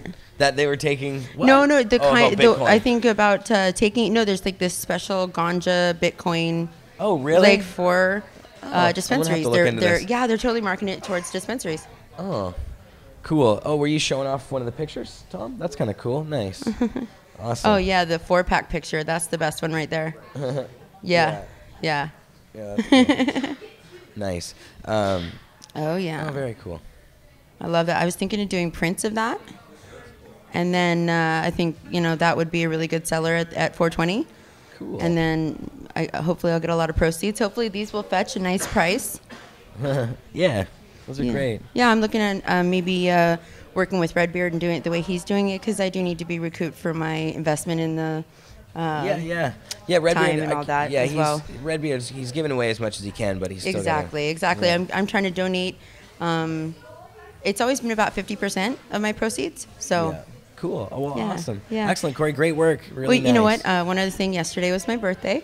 Oh, it was your birthday yesterday, and right? Tomorrow happy is my party birthday. at Mega Ill. Oh, yeah. Mega So Ill I'm tomorrow. excited. It's Hey, really do you excited. want a bong rip? I would love a bong rip. Okay. Out of Duchess or the Redbeard piece? Which one? Redbeard. Okay, nice. Yeah, and I'll take one out of Duchess, actually. Yeah, I don't want to make Just so a fool she of doesn't myself feel trying to left take- out. Well, Duchess is beautiful, but too much wrangling, I think. Yeah. And Redbeard, this Redbeard piece is fantastic. This is Lovecraft, by the way. Nice. Wouldn't wanna That's the forget name of the piece? Yeah, that's what I named it. Because I like H.P. Lovecraft stories about monsters, and I thought this looked like a beautiful monster. Kind of like a weird Lovecraftian. It's got like a tentacle thing coming out of it. Sweet. It's kind of cool. And little... whoosh. It's pretty awesome. Beetlejuice things going on there.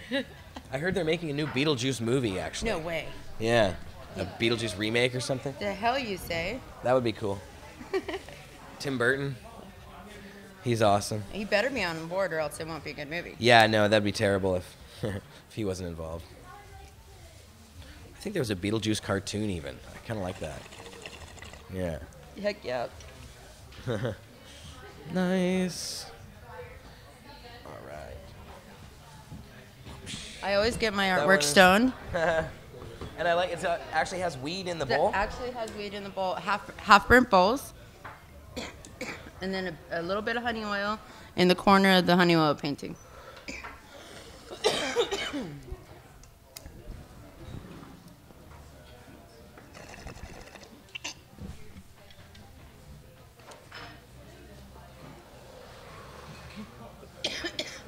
Oh, baby. Very nice. So the other three will have a little bit of the bud will have a little bit of cannabis.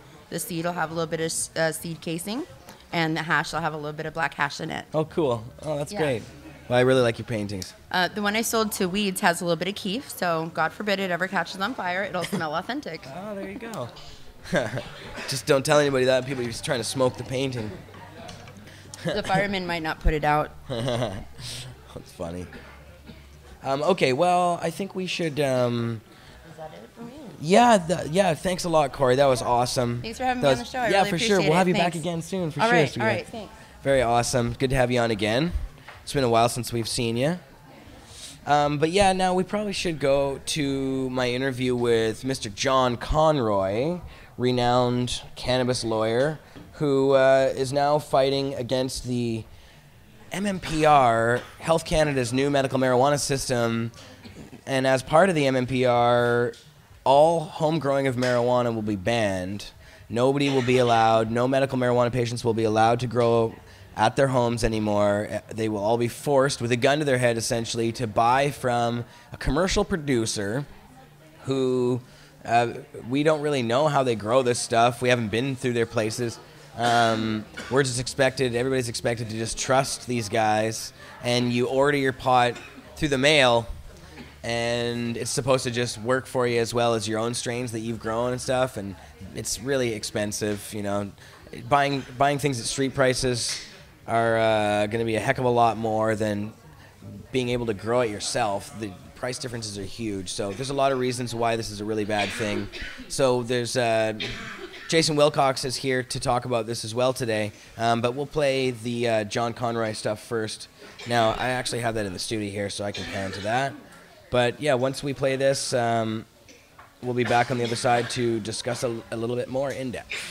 So check it out, my interview with John Conroy.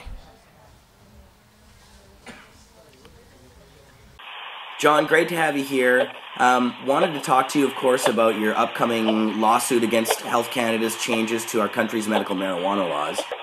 Yep. So, for those who don't know, John, I'm wondering if you could just give us a general overview of what the case is all about, and then we'll get into a few specifics afterwards. There's a constitutional challenge.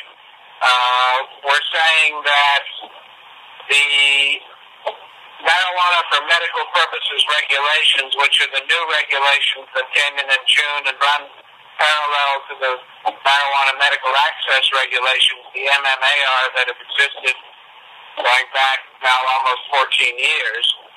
The MMPR will have the effect of repealing the MMAR effective March 31st and takes away the right to personally produce or have a caregiver produce for you. And we're saying that that defect in the MMPR results in placing some of the patients in the same position as Terry Parker years ago, forcing them to choose between their liberty and their health because they can't afford the licensed producer prices. We're not opposed to licensed producers. It's a good thing for those who can afford it, and eventually that may lead to having an established situation when we finally get around to legalizing. But basically, the taking away of the personal production and caregiver type of designated grower, we say, results in violating the Section 7 charter rights of the patients because they're medically approved and their liberty is an issue if they are at risk of being charged, like Mr. Parker. And it must be remembered that Mr. Parker grew his own plants for himself in his premises out of economic hardship. He couldn't afford black market prices, and so we say there's no difference. There's all these people who can't afford the government or the black market prices. That's why many of them learned to grow their own in their basements, putting them outside whenever they can to save on electricity costs, and controlling the strains and so on that are effective for them. So we say, we don't mind seeing the MMAR disappear except for the personal production designated caregiver type of grower and related provisions, and we're not unhappy to see the MMPR except for the fact that it takes away the personal production. And so that's the issue. It's a Section 7 charter, right to life, liberty, and the security of your person, and it's liberty and the security of the person that are engaged. If you can't get medicine that your doctors approved you that's effective, then the security of your person is impacted.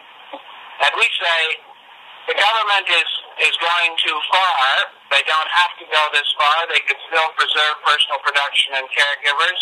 And so that's a principle of fundamental justice called being overbroad, going further than necessary. Another principle of fundamental justice is that the impact of the legislation will result in grossly disproportionate effects. So the gross disproportionality, of course, is forcing the patients to have to go without or have to return back to other types of narcotics with significant side effects, these sorts of things. So the liberty issue arises if it's a charge, and of course they should all defend get a lawyer, file a constitutional challenge, take the Terry Parker position. And I think people should waive their right to remain silent, tell the police their whole story, if, be cooperative and show them you're a patient, show them you're medically approved, show them what, that you don't have any fires or risks or mold or toxic chemicals or all the nonsense that they're using as an excuse to try and change it. So that's essentially what our case is all about. We're also saying that the limit on dried marijuana that existed in the MMIR and that they have reintroduced in the MMPR, we're saying that's an unreasonable limit based on the Smith case that is a BC-only case, and that will be heard, or was heard in December by the Court of Appeal, and we're awaiting a decision there. So people in BC who've been using other than dried marijuana are going to be prejudiced again by having to stop doing anything that's not dried, because again they'll be back in the pre-Smith situation. We're also challenging a couple of other technical aspects of the MMPR, the 150-gram limit. Licensed producers are only going to be able to produce or ship 150 grams at a time. Patients are only going to be able to possess 150 grams at a time, and it'll have to be stuff that has the label on it from the licensed producer for you to be lawfully in possession under the new scheme. And so we're trying to correct that, and we're pointing out that that's an unreasonable limit. The MMAR was 30 times your daily dosage. And that would allow people to travel, or people who work in remote camps and things like that, or have difficulty getting their medicine if they have to, get a shipment 4 times a week, that sort of thing. So that, I think I've covered everything in terms of the basic outline. Yeah, thanks, John. Now, part of this whole attack on the medical marijuana system by the government, or the changes, are based on this idea that there's been fires and that there's dangers to home growing. Is there evidence of any of these fires and other dangers that they're talking about? No, there's some evidence of some fires, but they haven't been able to produce any statistics that indicate anybody who was harmed by toxic mold, any specific fires as between illicit and illegal operations, or as between those that have been put together by certified electricians and those that haven't. So it's just the fire chiefs and the RCMP, who did a report for the Association of Chiefs of Police. They go on about these sorts of things. They're not experts on mold, and they're just saying, "Well, I saw some mold in a grow." But people who know what they're doing get the humidifiers and make sure that they vent properly, and so on and so forth.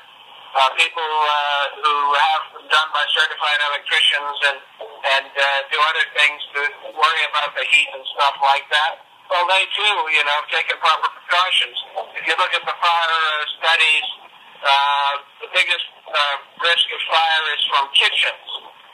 People leaving different kinds of pot on a stove, and the thing boiling over, and stuff like that. The 2007 statistics don't even refer to grow-offs and stuff.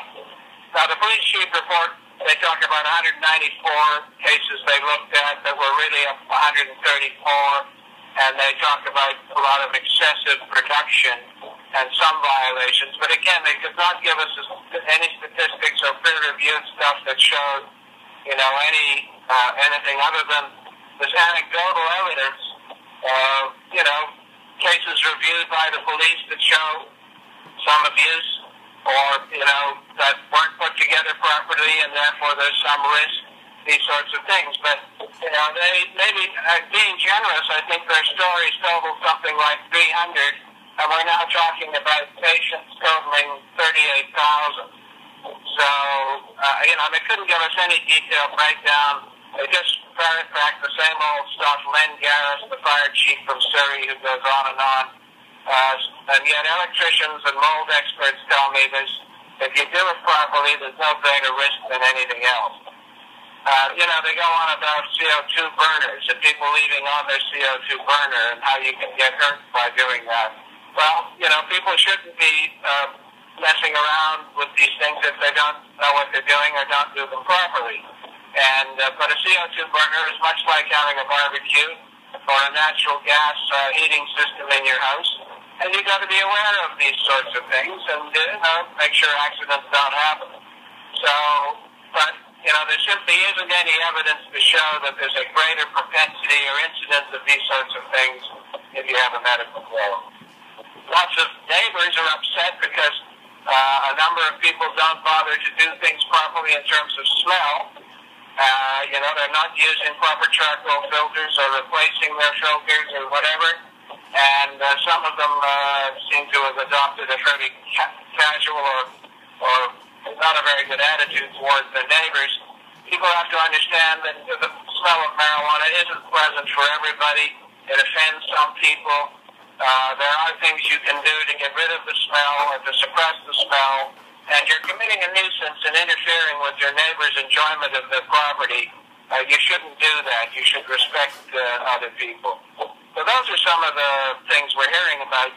Really, the government has decided as a matter of policy to try and treat cannabis like any other prescribed drug when it's not a prescribed drug. They're using, as they said in cross-examination, the oxycodone model or the morphine model. Well, people who are prescribed those drugs are able to get coverage on the health plan and things like that. Here, the only group that's going to cover people are the Veterans Affairs. There aren't any existing medical insurance plans and so on. And so it's kind of, put a square peg in a round hole instead of realizing that this is not like oxycodone. You can't grow oxycodone. This is more like food, and they don't prevent people from growing their own food. You don't have to go through all the microbiological testing and all the rest of it if it's for yourself, as long as you're not selling it. And the same with natural health care products. People can produce those for themselves. It's only if you're selling things to the public that you obviously, especially if you're holding it out to be medicine, you have to meet some high standards and regulations. And that's why the licensed producers have to do so. And that's why the designated grower, who is not a limited caregiver type designated grower, is going to be subsumed by this new legislation as well. So we say the choice should be there for the individual to produce it for him or herself, and if they're unable to do so, their caregiver should be able to do it for them. Right. Now, John, you talked about changes to access regarding the price of marijuana in the new system. Because they're getting rid of all of the home grows, marijuana patients are now being forced to go to this commercial grower program, the mail order system, where they're sent their medicine through the mail and it's only available through a few different licensed producers. Now, what are the major price differences there? How much more expensive is it going to be? Well, the people who are growing it for themselves tell me they're able to do it between 50 cents and $4 a gram, depending upon their air conditioning and electrical costs, how much they can put outdoor for periods of time, that sort of thing. The lowest price offered that I've seen so far is Peace Naturals, and they come down as low as $3 for a special program. But most of them are at least 5 to about 12. Tweed is advertising on their webpage that they'll go down 25% for people, or 20% for people who are registered in disability pension programs and things of that nature. There's one other one. There's a number of them that are between $4 and $5.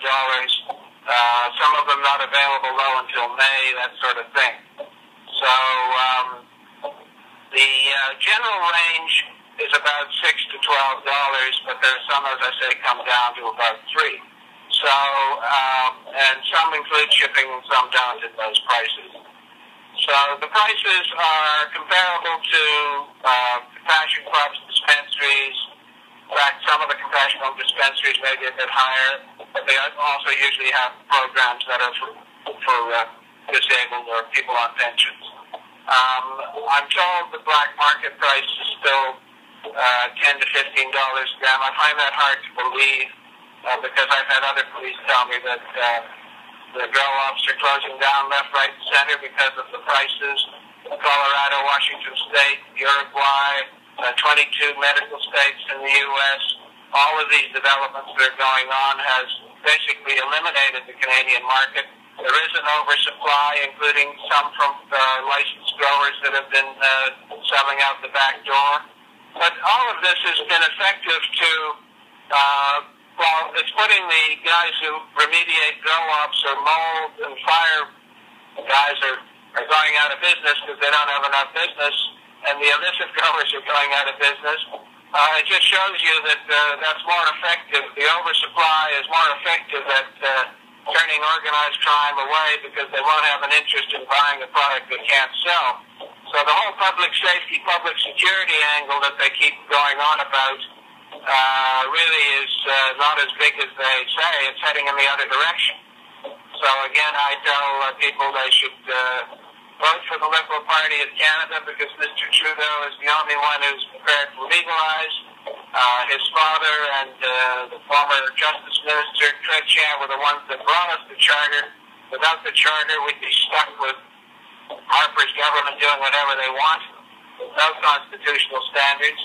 So, you know, there's a chance if you're an NDPer, you're going to have to hold your nose and vote, not split the vote. And let's get this thing done. I've been involved in this for over 40 years, and I can't believe that we're still arguing about legalizing cannabis. No kidding. About specific strains, you mentioned that that's part of this lawsuit as well.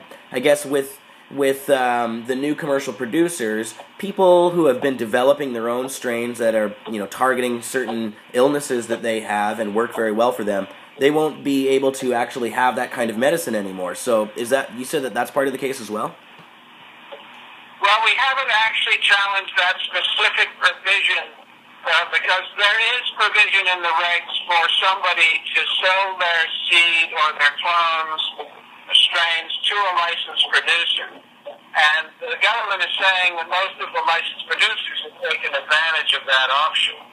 But the problem, I mean, I've heard of some designated growers selling their plants to licensed producers so that they've been able to increase their supply.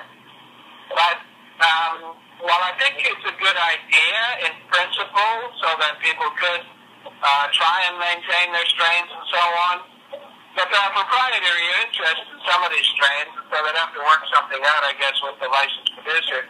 But the problematic thing I see is, how can these licensed producers, if there's only 8 of them, cater to the 37,000, 38,000 people and all their different strains? I mean, you know, it's going to be very difficult to do that if you're growing on a bulk sort of basis as opposed to just on an individual basis. I would expect it would be extremely costly and difficult for them to sort of maintain individual strains for individual patients. Yeah, exactly. So that provision is there, and hopefully if we get the injunction exemption, we'll be able to carry on. But otherwise, I see it being a considerable problem, just like with the extracts and edible, you know, people who are juicing, for example, who technically you're not supposed to juice because it's not dried marijuana. So, you know, and the government only talks about the butane extraction stuff as dangerous. They don't talk about, you know, making hash or salves or cream or all these sorts of things. So it's going to be a problem.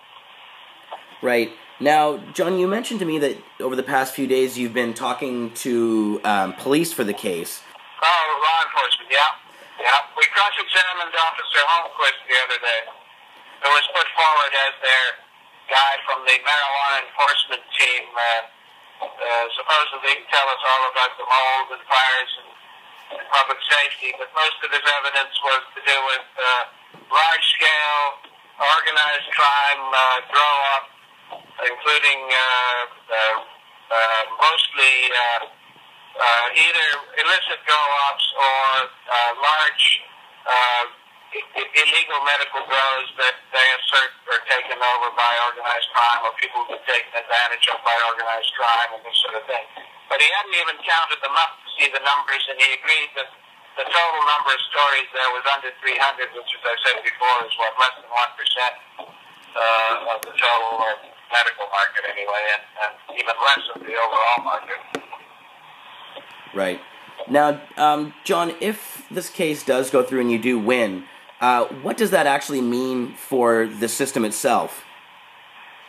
Well, the government's complaining about high administration costs and how it's just shooting up. The numbers are shooting up. They're predicting 50,000 by the end of this month and 400,000 by 2022, 10 years from now. And so they're saying, they can't keep up. Well, they haven't been doing inspections, or been doing very few inspections and monitoring, which is part of the problem. Had they done their jobs in that respect, that might have saved a lot of the problems that are being talked about. And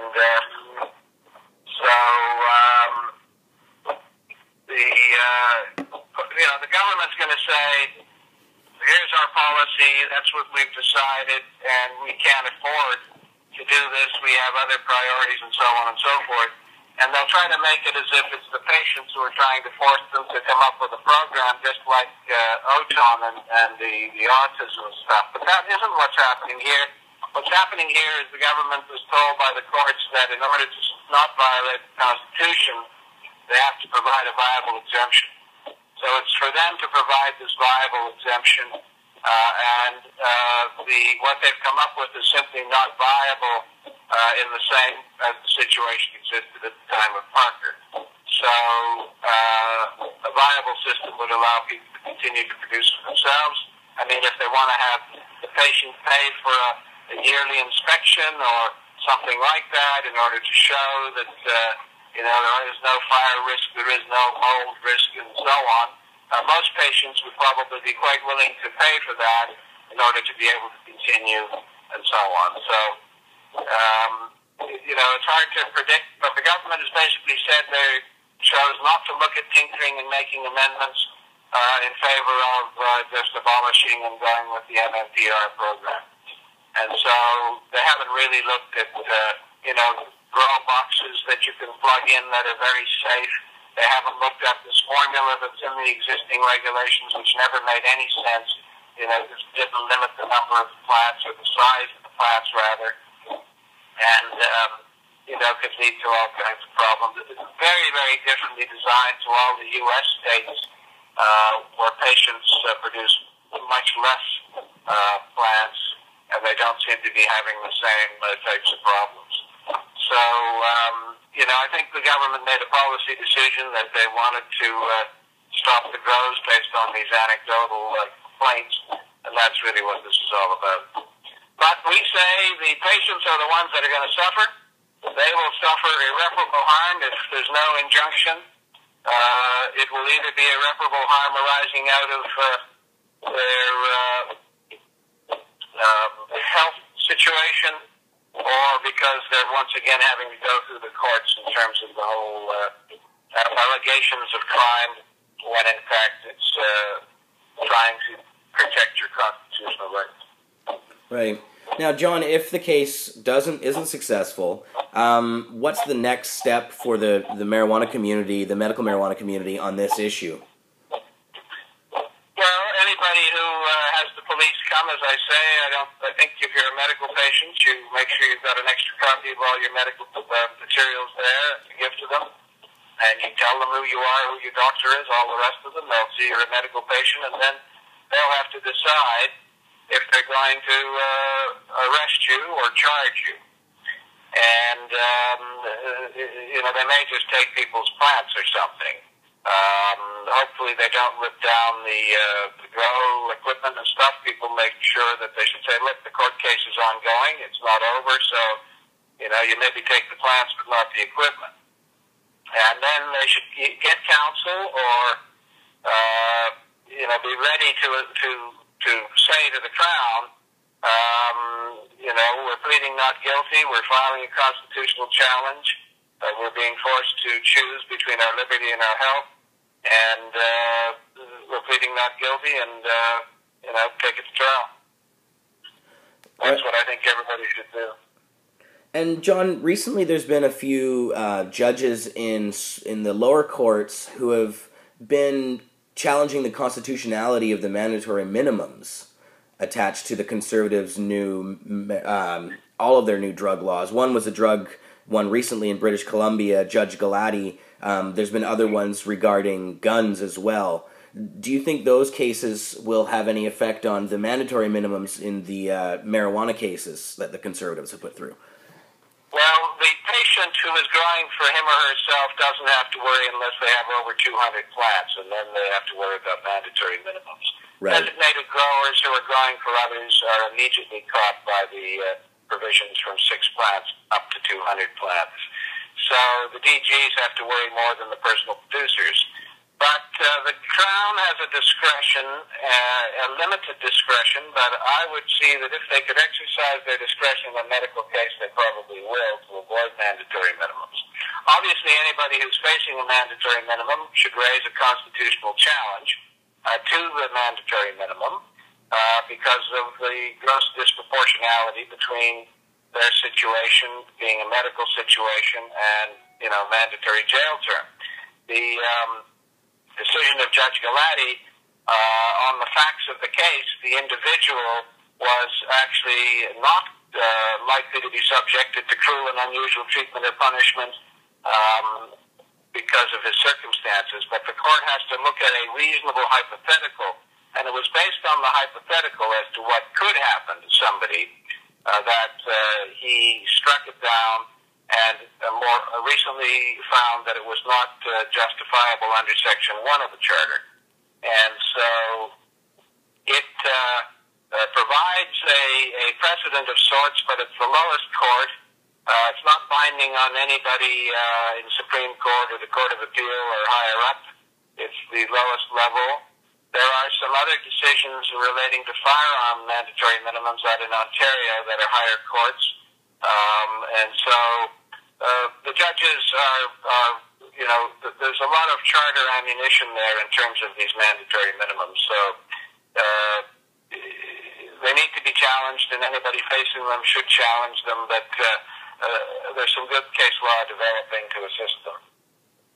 Right. I just wanted to ask you, if people wanted to contribute to the campaign or help out in some way, is there a way for them to do that? They should call my office and speak with Jay, my bookkeeper. I think this is the best way. Don't just talk to reception. If whoever speaks to Jay, Jay can take the credit card and process it, or they want to send bank to draft your money order, or whatever they want to do, we can arrange it.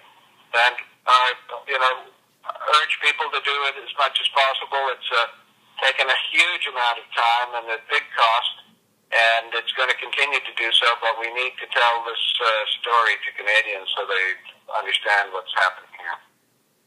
Absolutely. John Conroy, thank you very much for talking to me today, and best of luck with the case. We'll be watching it for sure, and hope to talk to you again soon. Thanks, Jeremiah. 3, 2, all right. We're back. And that was John Conroy. What's that? Oh, yeah, we got a little bit of crazy going back there. It's the vortex behind us. I feel like I could throw a ball up there and it would just disappear. It would, like, suck it back into the void. Dun, dun, dun, dun, dun. All right, here, I can get rid of that. Yeah. It was, we can look again at the cool paintings there. That's cool. Oh, here, let me.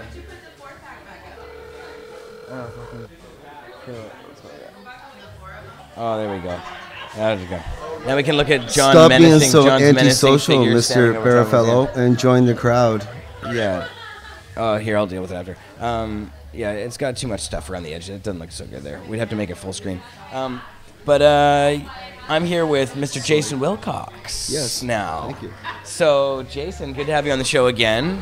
You're kind of a regular around here, too, actually. We said John is a regular, but you're here pretty often, too. It's nice to have you on the show. Thank you. It's good to actually be on the show and to have the support and, Yeah. And to actually be where we're at now.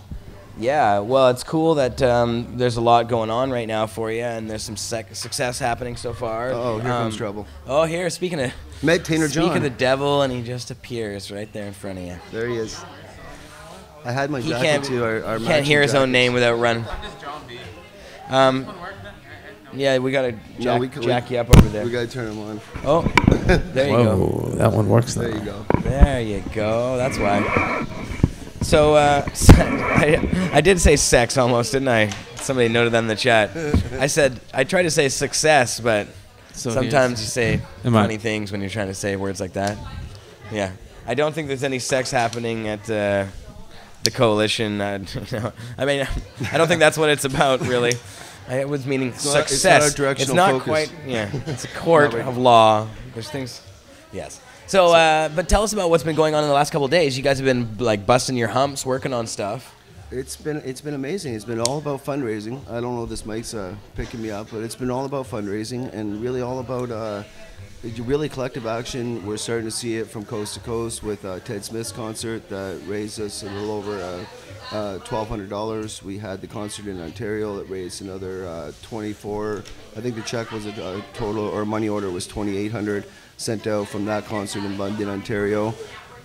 We have Red Beard Glass with a bunch of amazing glass pieces with custom coalition coat of arms, which is that's a coat of arms. When I say that, people say it's a logo, but it's a coat of arms that medical patients put together to represent Canada, you know, the medical emblem going down the center, and to represent this fight in particular.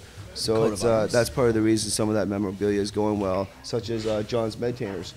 How many of those have you sold, John? About 180.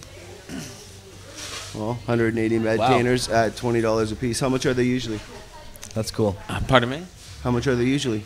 How much are they usually? Those Medtainers are like $150 a Medtainer. 150 a Those Medtainer. things are No, like solid gold, man. They work great. Yeah, they're great. Yeah, you can show just even if you just hold it up there. Yeah, I just So wanted to that's see the the coat of arms again. That's the This is by Corey. That's the coat of arms, and this was actually there was raise it up a little higher, maybe. There's a Thanks, medical patient a medical patient actually in the U.S.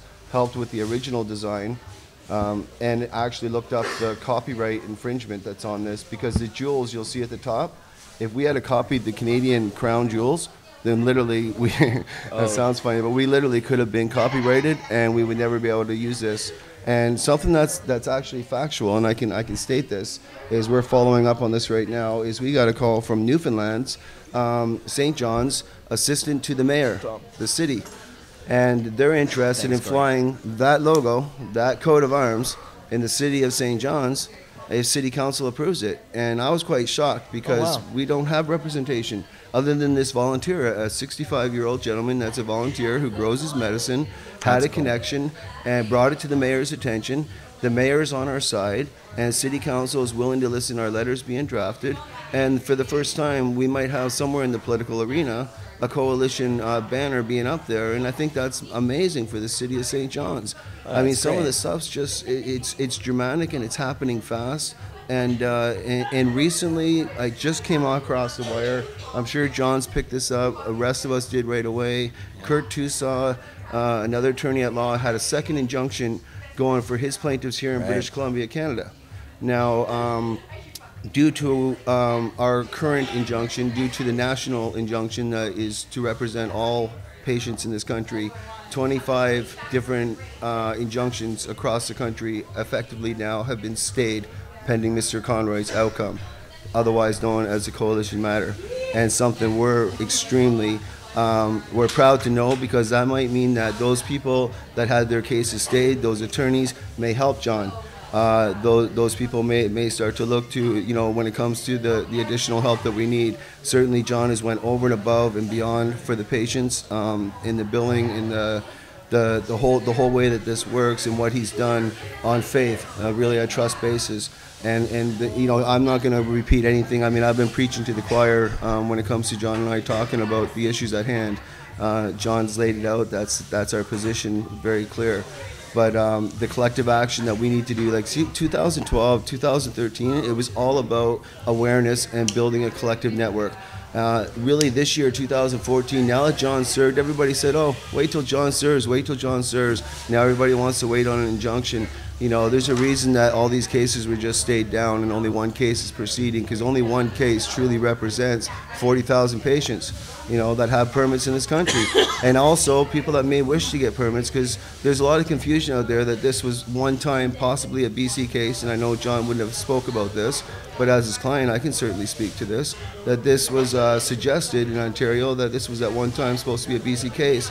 In fact, Mr. Conroy asked me, Jason, why don't we make this a BC case, because it'd be easier for legal reasons and cheaper for the coalition. And I said no, because I wanted to go to the federal bench to represent Canada. And I want that clear, because it seems to be an East Coast rumor that seems to interfere with some of our fundraising efforts there. And we certainly want to help the East Coast with those fundraising efforts and see that blossom, because this is a very expensive case. It's $250,000 estimated. And believe me, we're deep into that $250,000 estimate already. And we got a long ways to go and a lot of events to do. And I'm wide open to questions. I'm wide open to anything, as well as the privacy matter. There's some interesting developments there. And anything John wants to add on this? Actually, well, I've been talking about it basically every time I'm on here with the folks here and stuff like that, and mentioning different facts of what's been going on with the coalition and how we're moving forward, and looking forward to the March 18th court case. And I mean, we won't be here because a few of us aren't going to be in the country, but we'll definitely be tuned in and paying very much attention to what's happening. But also at the same time, what I was talking about earlier today was what the mayors are saying and stuff like that, and what's happening here in the cities, and more people are standing up saying, hey, we're not going to enforce these laws. You know, we're looking at people that are just growing their medicine, not doing anything wrong. The guys that got 20, 30 lights in the garage, well, you know what, you're going to have to shut it down. You know, like right. that's we're past that point. But I mean, if you're growing your medicine and you're truly needing it and stuff like that, I think society's made it very clear. So here's a question. Jason, why wouldn't this new system, I'm just playing devil's advocate here, obviously, but why wouldn't this new system of ordering through the mail work for you specifically? What is it about growing at your home that is so important to you? Oh, strain efficacies, the cannabinoid profile, the full spectrum that hasn't been fully explored, and how that relates to my own body and my own ailments. Stuff that the MMPR solely looks at CBD and THC. They don't look at nothing else. And to me, that's inflammatory in nature. Then the gamma process with no studies to back it up, that's inflammatory. But I'm not the attorney in this. I mean, I'm just the one watching this and letting John do the striking. But to me, the gamma argument's over. We lost it a long time ago. Brett Settle, $5.7 million contract, gets $1 million kickback because nobody bought his cannabis. And now we went and bought all his cannabis because that's the federal contingency plan for medical patients should we lose our injunction, because they think we're going to go run by to them. And in reality, I believe that what's going to happen is medical patients are going to keep growing, and there's going to be patients either going to jail, and the first one that does, and there's no sound trafficking or organized crime, we guarantee you there will be a case launched for cruel and unusual punishment, and the coalition is well prepared for that. This is a battle line, and they've been drawn from Jody Emery on down, from legalization down to medical. The battle lines are drawn in this country around our plants. There's one love, there's one plan. For all you out there, that's all that matters. You need to recognize, read the federal documents on John Conroy's site, recognize what's going on, because it's a hostile takeover. And once they get that name cannabis back, it's going into pharmacopoeia, okay? And they're going to control that just like they do every other pharmaceutical drug, and that's wrong. And what else do I see wrong with this program? Even if we win our goddamn injunction, okay, the reality is they're foreclosing in BC on medical patients. The banks, because they're private, they don't have to follow the Constitution. They can take your house because there's no proper insurance, which means we need to canvass those insurance companies, make a market for them, and let them know we're here. You know, and once we discredit this whole fire and mold issue, I think that, like Mr. Conroy addressed in his statement, this fire and mold issue, once gone, we can attack many of these bylaws, but the forfeiture laws, and then here goes one deeper. I just found out from my other counsel in the privacy matter about some ways that the insurance laws work for those that rent. Now, if you rent and you signed a general BC Landlord Tenancy Act agreement, in there's a subclause that you have to have rental insurance. Therefore, you can be evicted. These are ways that they're cornering us, even if we win the injunction, through municipal bylaws and dirty tactics. The battle lines have been drawn, again, for legalization, for medical. It don't matter. It's about the plants and controlling the market before they legalize. I've been saying this for 7 months. They're posturing up to legalize. The federal documents suggest they're going to legalize, and that's what we want. But we do not want legalized, period. We want legalization with civilian gardens allowed. For those of you that have fought for years for legalization, I'm sure you didn't fight to go buy your cannabis from friggin' Molson Cannabis at 7-Eleven or a goddamn pharmacy. Flat out wrong. Amen, brother. Yep. No, that's for sure. Everybody should. If somebody is allowed to grow it, then what's the harm of people themselves growing it? There's no. And what I always just I kind of say- like Sorry. how John is hitting this, the angle he's taking it from. That it's not. There's not really a heck of a lot in the way of a reason to do this. The complaints that they have, Len Garris and these idiots constantly complaining about fires and all this Well, stuff. that all comes down Most to of the that's big, the big commercial growers that are growing it illegally and stuff like that are growing it for other reasons. Yeah, but your average Joe isn't really doing that. Exactly, right? So, I mean, yeah, things are changing, definitely, and also what's going on with a lot of these commercial production facilities that are coming into play. There is a lot of research that's going on with a lot of the places that I have been researching them, like I do with everyone that's come into play. And certain ones are doing different things, and they're doing the research in behind strain specifics for different conditions. They are looking at trying to standardize the medical grows and stuff like that. So you're starting to see a change on the medical end with the legalization down in Colorado, Yeah. especially. And oh, hey, that was another thing. What was that? On Tuesday at 10 a.m., they had the first commercial. What would they call it? Recreational facility in Washington State got granted a license to grow marijuana, like just for recreational, was rewarded at in Washington. State. I was listening to that on the radio. Oh man, well, it's so all here over we the are being place now. surrounded by all these places being able to grow it. It's cool. We're being told that we can't. Weird. Yeah, that's a shame, but it's not gonna last. I just don't see it sticking. I think there's gonna be some success. Whether it's So go this- back I'll to your say that again. go back to your original Success. question. No, go back to your original question. Play devil's advocate. Let's do this. Oh, which was my original question? Oh, I was asking you. Oh, I said what it was that's so important about growing at home rather than getting from one of these commercial producers. I can think of a few others. I mean, the irradiation thing scares me for one. Well, they're not radiating, not all of them. There's quite Well, a few not that all of aren't them. and stuff. But a I lot of mean, them at are. the same I time, think- when you're talking about that, like a lot of people use cannabis every day. They get out of bed just to water their gardens or to look after a plant. So you got to take a look at just the medical effects that they get because they look after a small garden every day. And I know a lot of people that are severely injured or disabled from different disease or conditions, and them having those few plants just gives them a quality of life.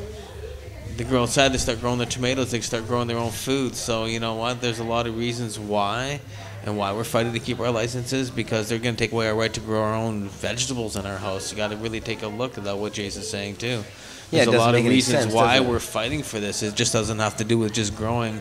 It's Right. just growing, period, people. This is about just growing your own food, vegetables, herbs, medicinal gardens, anything. And also on that note, It's- I mean, John hit it on the head there. But there's also another factor that through filing impact, I don't think anybody could get this picture. I was privy to be able to file 1,000 impact statements, and in that we learned that at least 50% of those people that I filed. Of their stories, their God-given fear of being forced back on the pharmaceuticals or choosing to be a criminal when they have been legal for, in some cases, a decade or more. And these are some of the things that stick out. And that, again, ties into the quality of life. The stress patients have been under leading up to this point. John hit a nail on the head. Your personal garden, tending to your garden, there's a quality of life factor just in that. It's like tending to your cat or your dog. You know, it's something you do every day. When you get into genetic research, the stuff the government's not even looking at, and strain specifics and farming your own strains, you get into the whole level of the connoisseur business of being a gardener. And there's 36,000 people in this country, of the 38,000 with permits, that say we want to grow. Mm-hmm. And still, even now, with the MMAR proposed, even now with them saying they're going to take our licenses, nobody's ordering from the LPs, and nobody's giving up their permits. I think the people have spoken. The majority of the stakeholders have spoken. But also at the same time, with these new commercial production facilities that are going in production, those are happening. They're able to give more access to, I would say, 80% of the people who would more or less now try cannabis for different conditions, for the older generations.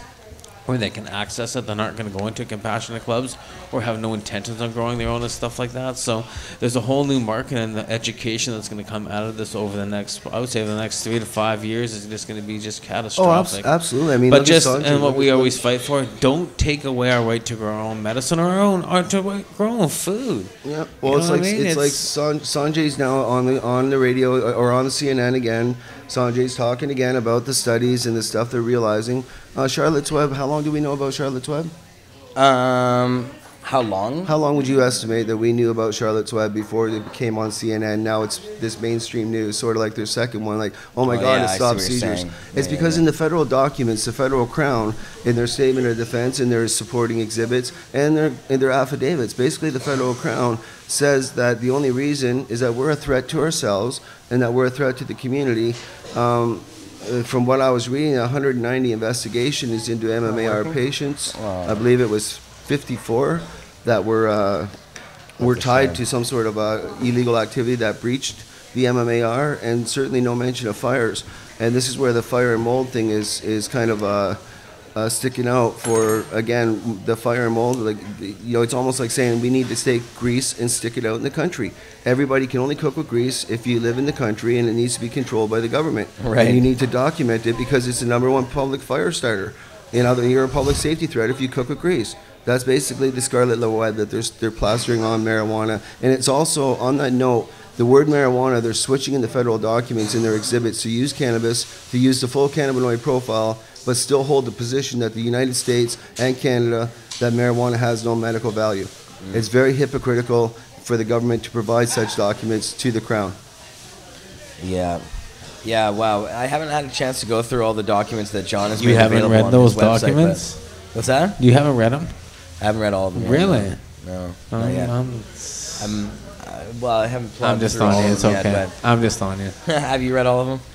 Actually, I had to go through a lot of them, and I've gone through a lot of those documents. Yes, probably went through half of them before they were released. So I mean, it's kind of what more or less education on being able to get the education to the people. I think it's important that he wouldn't let me see. You know, it's everybody's got their whole different John thing. Conroy, they're on John Conroy's website. I encourage anybody to go there. I mean, not encourage, you do it. Yeah, just go read it. If you're a Canadian and you want to know what's going on, go to the website. Just Google read John it. Conroy. If you Google John Conroy, you will get it. If you read those documents, you can see. I mean, there's only 4 Crown experts.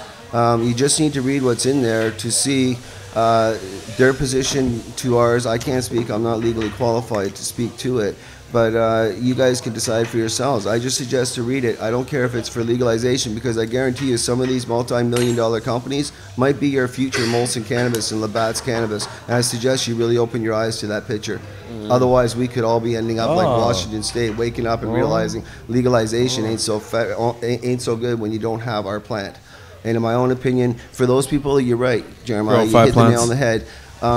It really matters when you're talking about patients that don't have access or don't have somebody that can grow for them, don't want to grow for themselves. They need to have licensed producers. That's known as patient option.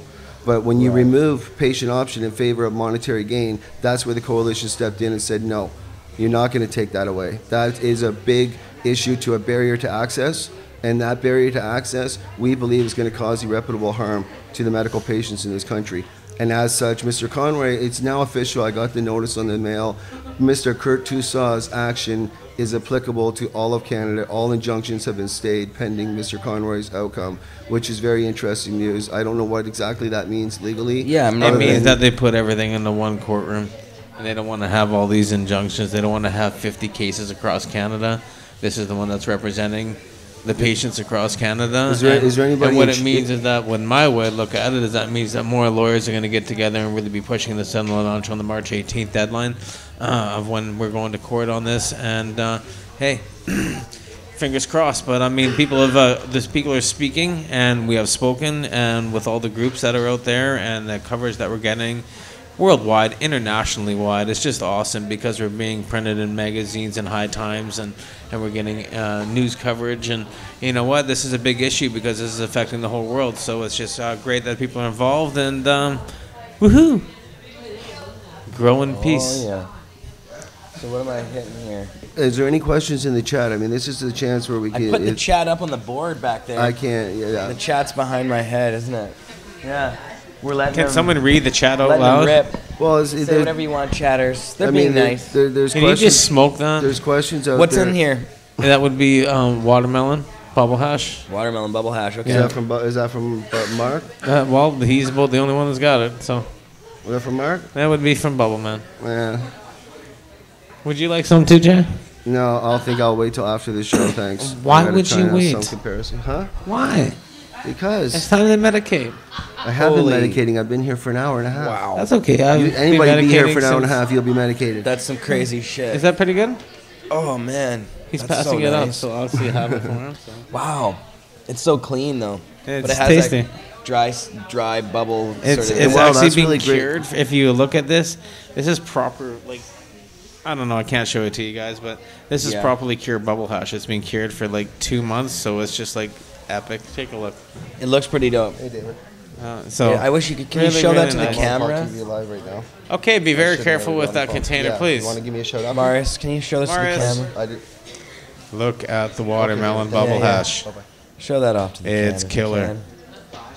This would be a 73 and 120 mix. The 90 is being all smoked. So this is a beautiful mix Up of a little two higher different kind of even, bubble Marius? watermelon hash, and thanks to of course Bubbleman, it's killer. So what's great Smells about good this in is just HDA. it's so medical. It's Wow. just so beautiful. It gives you such a nice hit. It's relaxing. It doesn't burn you out. How do you feel off that rep? Oh, I feel super high. Oh well, you know I some can't tell people if get it's from super that or high. from Some all people the other weed I've been smoking all. So night we're now long, that we've but- talked about it and we showed Yeah, it that to was the a folks and blast stuff for like sure. that. So I'm definitely gonna just scoop up a little, not that much, It just a nice little undoubtedly scoop gives here. me a rush all over when I take those big bong rips of whatever like that. So I feel super high for So like I'm gonna a just good, pass you know, this over to the guy right 5 here. or 6 There you seconds go. at least. Oh no, Go that's back for to you. normal. What? Don't pass that away. That's for you. That's from There you Mr. go. Wilcox. No, you don't. Wow. What about this guy? Should I pass it on he's down? like, oh, I want Tom, it. you want one? Here, give it to you. Yeah. So, is there any other updates? Privacy? Anything that you want to ask about on that issue? Privacy. Well, geez, what are we talking You about mentioned here? it earlier in your Yeah, let's show. talk about this Privacy Act thing because I know there's some pretty intensive stuff going on about what's happening in what was it? Stoner anyways. advisories in the house. I'm gonna let Jay Yeah. talk. Yeah. What? Okay. Well, let's talk about. Yeah, sure. Let's talk about that privacy Go. thing. So there was Quickly. the court case. Those people are now allowed to remain anonymous. Anybody who was affected by this. Were you guys? I know you guys might want to remain anonymous, but did that affect you guys? Did your mail come with your medical marijuana written all over Oh, it? my mailman came to my door and he handed it to me because he smiled. And he was all smirky, and he's like, Oh no, I gave him a medtainer like months ago, so it's Yeah. like we were past that point. You open up Yeah. the door, you know, it's like, hey, good morning, got a smile like, on your face. "It smells a little skunky." No, he just smiled. He goes, here, you got some mail. Yeah.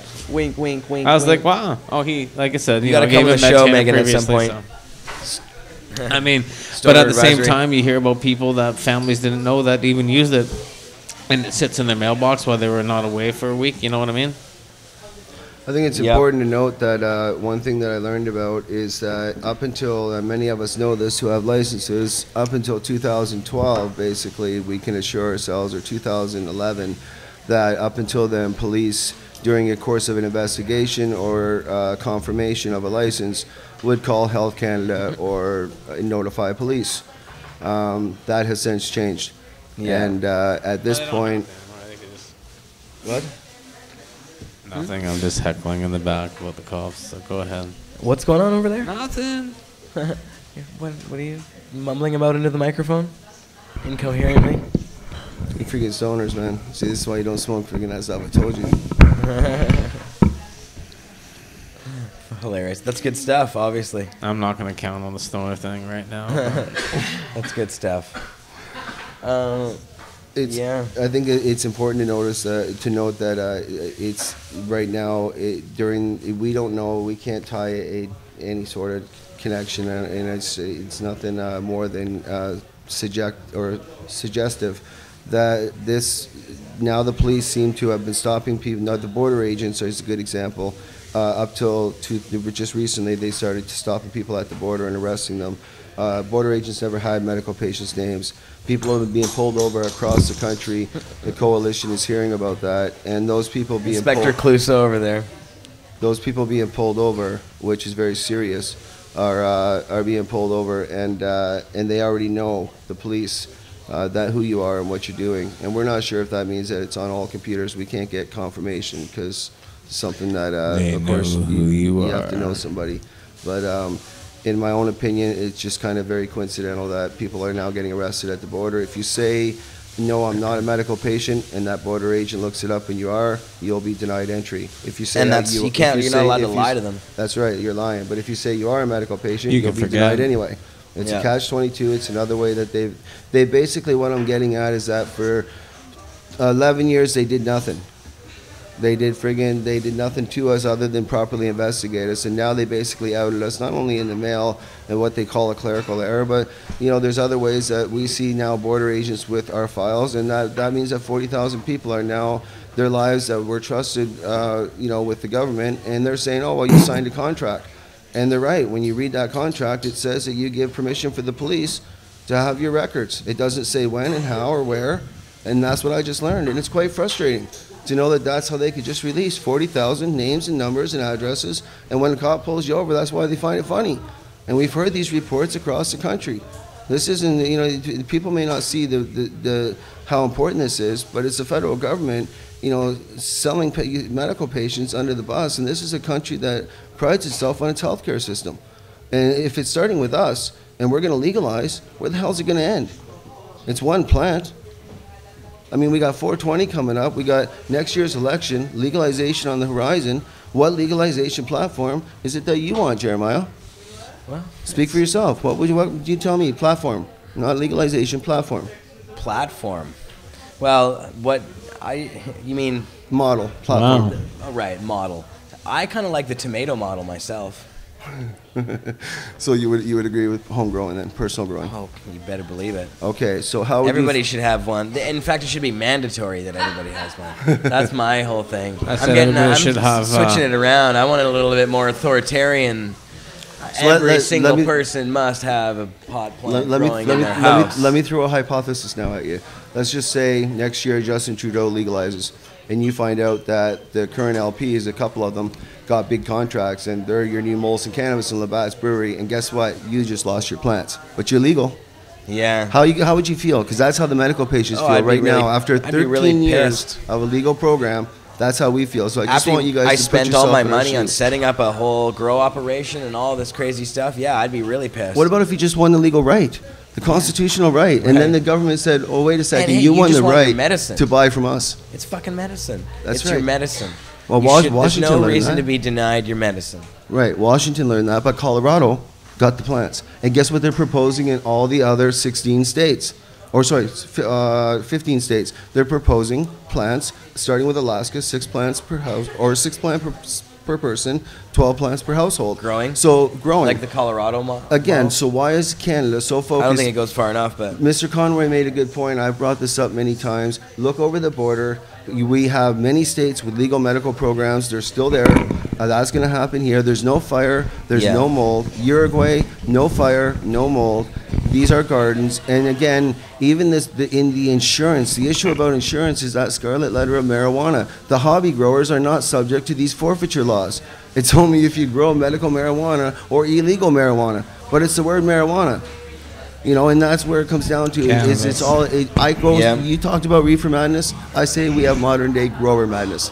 That's what I see going on. Is modern day grower madness. And this, if they get the medical patients' gardens, do you really believe which politician do you think will try and overturn that constitutional decision to reasonable access? They'll have a tax and control model in their hands. Oh no, it'll have to go through courts. No, the politicians are totally spineless weasels. They won't do anything. Maybe. And that's my fear, is that all of us will be forced back into more rallies, more fighting, and we'll oppose, like they are in Washington, the model of legalization being imposed on them, which of course is much better even in their state than what we're dealing with. They're imposing a doctorian policy, in my own opinion, a hostile takeover. Mr. Conroy doesn't like it when I say that, but I've said it for 17 months. That's what I seen when I seen the MMPR. It's what I see now. Now they're showing their fangs. You got 5 million, buy in. You know, you don't, go ahead and sit in the queue with the other 450 people. By March 31st, there'll be 20 licenses in this country, according to the Crown documents. There will be only 20 licenses, and even one of them, it's in another country. You know, where they got, we tendered out to another country. Yeah, way to go, Canada. We just sold out to another country. Yeah. It's a big boys club. I said in the beginning, when the MMPR was proposed, there would only be 56 licenses tendered. The federal government said that in their backgrounder. Then they pulled it after there was enough public complaint, and then the lawyers cashed in, everybody cashed in. I kept preaching, don't do it. They're probably still aiming for that 56, though. I wouldn't doubt it. I believe Kurt Tusaw's case was, I can't speak to it, but I believe it had something to do in that nature with people that were trying to transition to LP and be part of a free and fair market. And instead, Molson Cannabis and Labatt's breweries moving in. There are only so many breweries in this country, and there's only so many alcohol dispensaries in this company because they control it. It's big business, and they want our plant. And if they get our plant, they're not going to give it back. They're not just going to hand it over. It's still going to be a war. And how much longer are we going to fight when the war is now? It's before the Constitution. The only thing between right now, gardens, everybody should be able to grow it. 36,000 gardens stand right now before the courts with John W. Conroy QC and the Constitution. That's it. And those documents that he provided, we will be providing the pleadings in the coming week. Now, the pleadings you can read, which will be John's pleading, similar to what you heard him talk about today, only in writing. Those will be released to the public for people to read to get a good understanding. But I implore all to please read the federal documents. They're long, they're boring, but if you want to know the facts, you want to know some of the laws, you want to know Canada's real position and what some of the positioning and posturing that they've been doing, such as amending treaties for cross-border genetics so other companies can come in, you know, looking at GMOs, there's a lot of stuff that they could do. Now, gamma processing is just a start of their control model, you know, and believe me, right now, I don't want their weed. A lot of this seems to be posturing for permission. Irradiated weed. Exactly, but if the patients lose now, it's a constitutional decision. We're all equal before and under the Constitution. So unfortunately, if we lose now, it's going to be twice as hard to try to fight. It'll be hard. It'll be hard. But still, it's not over yet. Even if this one loses, it's not the end of the road. But this one should be successful. It's got to be successful. I hope it is, and I don't see why it wouldn't be. It's a pretty solid case. The reality is, my understanding from my research with other counsel is that realistically, only a certain percentage of injunctions are won in Canada, and those are the ones that have done the proper research. Similar to what the coalition has, Mr. Conroy has been on this for 17 months, and its members. This is not something that's new. And although there's been, again, 25 cases obviously stayed, well, there was 25 challenges made because we made our documents public. That's all the homework Mr. Conroy did. But that's because we've been a transparent coalition. We know we're on point. We know we're representing the country, and we're here to represent the plants and our gardens and our access to our medicine. And no patient should be forced back onto pharmaceuticals or any 60 strains when there's strains, hybrids farmed over a millennia. And there's still every day plant A and B gets crossed, you got plant C. No LP can provide you with that. There should be thousands and thousands and thousands of these things going on, not just 50 or 60. And it starts with education. In collective action, it starts with not allowing the government to divide and divide groups, divide voices, and continue to divide the cannabis culture while they slap us upside the other side of the head, doing these policy news and posturing. Look at the federal laws. Look at how they're posturing. They're posturing for our takeover. The MMPR is the old narcotics control regulations doctored up, and they are going to legalize under that posturing. All you have to do is read it. These guys are brutal. Everything they do, everything this conservative government does is getting scarier and scarier all the time.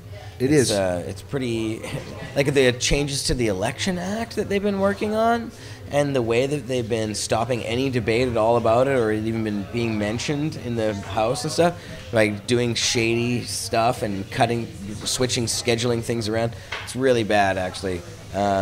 But they do all these things because they want to hide from the public in all kinds of ways. Everything they do is done in the shadows, and it can't last forever. I'm hoping that this country is going to wake up in a year's time and do what's right. Well, this is it, and it's everything's tied into this. There will be a constitutional challenge regardless of how this injunction plays out. Right. And though I believe that the stay is pending the outcome of our injunction, and of course, because in my own opinion, again, this isn't a legal opinion, this is an activist opinion. based on what I just learned from the privacy matter. When cases overlap one another or seem repetitive, the judges will stay them down pending the outcome of the federal matter first, which is part of the reason, again, on that privacy matter, I was cross-examined yesterday for 3.5 hours by the federal Crown. So How'd that feel? Pardon? How'd that feel? You said you're cross-examined, and I was like, "How'd that feel?" Cross-examined. You know, I mean, do they? What they do is they actually like hang you up on a cross, and they really get the Oh flashlight no! out. Being drilled by a federal prosecutor for 3 hours is like fucking thrown underneath of a bus. You know what's funny is that this was a motion to discontinue the federal action because I was maneuvering for a BC action to prevent a lower firm from messing up the waters with our federal action. So it was a motion to discontinue. So when you say, look, I want to stop suing you, Your Honor, I want to stop suing you, the government, I don't want your money anymore, I'm just going to deal with this in BC, then usually they just discontinue. So it was very weird, our attorneys felt, and our attorneys, of course, are a very big consortium. It was very strange that they even called me up there. But I really can't talk about the particulars of it, other than that I was blown away with how much they knew, going all the way back to when John Conroy and I sued the government. I was trying to sue the city of Abbotsford. They knew that. They pulled my social media records, but my attorneys were good. Of course they did. Branch and McMaster were very good. They were able to defend a lot of stuff, and I believe me, there was 50% objections before, and 50% of questions I needed to answer. And in the end, we got what we wanted. But in that case in Ontario, just so you know, it will be announced in the media probably any day now. The federal Crown notified us that he will be appealing that.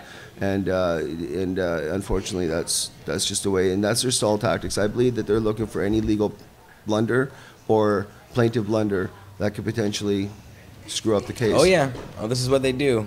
Yeah, fishing. Yeah, that's how they do it. Well, cool, man. Well, I really appreciate you coming on the show. It's always good having you on. We'll definitely have you back again to continue on with our conversation about the way things are rolling, and as stuff progresses, I mean, we're going to be finding stuff out soon about everything. So if you, just in closing, if they legalized and Labatt's Cannabis was an LP that moved in, and you were told you had to buy from there, I'd be pretty disappointed. Okay. Oh, if I was told I had to buy from him, I wouldn't buy from him. I just buy it from the black market. So that'd be my position. It won't do anything. Their bullshit system isn't a real legalization unless they actually legalize it for everybody, not just legalized for some monopolistic producers who have a gun to everybody's head and that's how they control the market. It's bullshit. That's what they have now. That's perfect. That's what the way it works. They have a monopoly, so that's how we all see it, and that's the most important message that we need to get out there, is that they're posturing, and that's the federal government, and it's medical patients now. It's going to be all of us later. I suggest everybody read the documents. Peace out, everybody, and do your homework. Thanks. Thanks, man. That was excellent. Sweet. Jason Wilcox. So next time we learn more about it, we'll be. You can find them online. Just type that in. Johnny B. Hey, Stoner Advisory. Yeah, get up here. You should come up here. Huh. That's cool. We've only got 20 minutes left of the show, so there you go. How are you? I'm doing pretty awesome these days, I gotta say. Now you work here, actually. Yeah. Actually, officially. Officially. I think you've been on the show a couple times, or at least once since you actually got the job, maybe? Maybe not? I don't think so. Oh. I think Maybe I'm pretty confused. busy. Pretty busy. I'm just high. Always. I could just be that I'm high. 10 times more I am. higher now that I work here. You want to hit the bong? Always. You want to hit Duchess here? Gotta say, I've kind of missed Duchess. I've been so busy. I haven't actually made it on the show in a while. Do you need some weed? I can Do you need some weed? John, why don't you fill Duchess up with some weed here? I haven't have a jar of You weed. can do that for us, can't you? Thank you. Thanks, man. So what's new? Are you enjoying working here now? It's amazing. Wait, how long has it been now? It's been like a week or two? It's actually, I think it's going on 3 weeks. 3 weeks, wow. Yeah, it's been pretty awesome. I absolutely love it here. The people are great. Customers are great. Staff's great. People are great. Customers are total assholes, though. Just joking, guys. I love you. Just teasing. Of course, we love everybody here. It really is like a family here at Cannabis Culture in huge ways. It's awesome. And I don't know, just doing all the work I've done for Cannabis Culture, it's definitely... You've been like a tight family member here for a long time. But now I'm like It was hard to get rid of you before you were here. Yeah. Always around, always. Yeah, that's pretty awesome. And so, are you a full-time person now? I don't even know. Almost, I guess. Nice. Like kind of part-time. I don't know. Very cool. I'm working like next 9 days. So I've seen a lot of you lately, so that's good. I've been here a lot. It's good. It's good. I like it. Excellent. Yeah, and it's nice to actually have you on the show because it's been kind of a hiatus. We haven't seen you on the show for a while. I know, it's been a few weeks. I'm sorry, guys. You used to come on and hit the bong a lot on the show. Every week. Well, that's because I didn't have a job. It's kind of easy to make it places when you're unemployed. So. That's true. Yeah. You can do a lot of bong hitting when you don't have to be anywhere. Oh, I'm packing well, not exactly when you don't have the money to buy the weed. Yeah. Well, that's the problem, I guess. But usually you have a guy like John around. I know you guys are pretty good to me. Yeah. Definitely held me up during my hard times. So it's been awesome. That's why we keep John around. Actually, he's just like. Apparently, I got a call in the back. That's horrible to say about John. John's awesome. Most of the time, we just keep his microphone turned off. And apparently, I got shut off earlier. I was saying some pretty important Poor guy's stuff. been ignored all night long. Aww. I don't want him just sitting here and people smoking my weed. I'm just teasing. Actually, this guy was holding the whole show down. Like, last week on the show, I didn't even barely say anything. Jason, I just threw him the show, you and I guys was out like, here? I'm just going to not even bother. I was too high to Give talk. it up for the coalition crew. I was too busy watching that crazy chick in the audience. Which one? Who was like doing some naughty things to herself in there. Oh, really? Wow. Oh, Yeah, is she she's here a tonight? big Oh, hi. Slow down. Bye, guys. Bye, guys. Always. Have a good. Are we gonna broadcast in We'll see you guys. Spain? Thanks a lot for coming on the show. What's that? Are we gonna be broadcast? No, you won't be there in Spain. Are we going to be broadcasting what? We should broadcast from Spain. Spain. Well, we could try to broadcast from Spain. It depends on we how our should do internet it. connection Well, is. then we should record it. Oh, we'll definitely do recording it for And sure. we'll But have to do one I'd like for to Spain. broadcast live as well if we can. We're going to try and see what our internet options are once we get there. But we're also going to pre-plan and get like a phone card thing that will actually allow us to do that. Because you can use your regular phone. That bowl, you just get a still got different one kind there. of card and it runs on that. MedMark uses one. But I don't think he broadcasts live though, because we tried before and it wasn't working. Just get the package. Say what? There's got to be a package. There's got to be a package. There's got to be a package. There's a package with everything. I called my phone like, well, we got like these 5 packages. Yeah. See, he's got a package. Luis has Who's a got a package. national package? See, We've got there's the, gotta mail, be a the package. mailman has a package. See, so just Google packages for Spain for Spain package? Spain package. Yeah, you'll just get a bunch of travel agency stuff. There's got to be something out there. Yeah, you can dance with that if you want. See what's happening here? Look at everybody's like, here, I want to stick this in the bong. Come hit the You bong. can hear. Watch this. This table moves very well. Yeah. Let's just keep hitting the With bong. microphone We don't need to down. stop the show. It's Step only been over. 3 hours of show. Hi, Tegan. Bye, Tegan. Are you gonna do a bong rip before you leave? You can have a bong rip too. Yeah, you can pass her Duchess. You can grab Duchess. Okay, there you go. And there's Mel too. She's Mel? trying to get her. She's trying to sneak away They're too. trying to but- get. Okay, Yeah, wait, just we're for- getting line up of bong rips.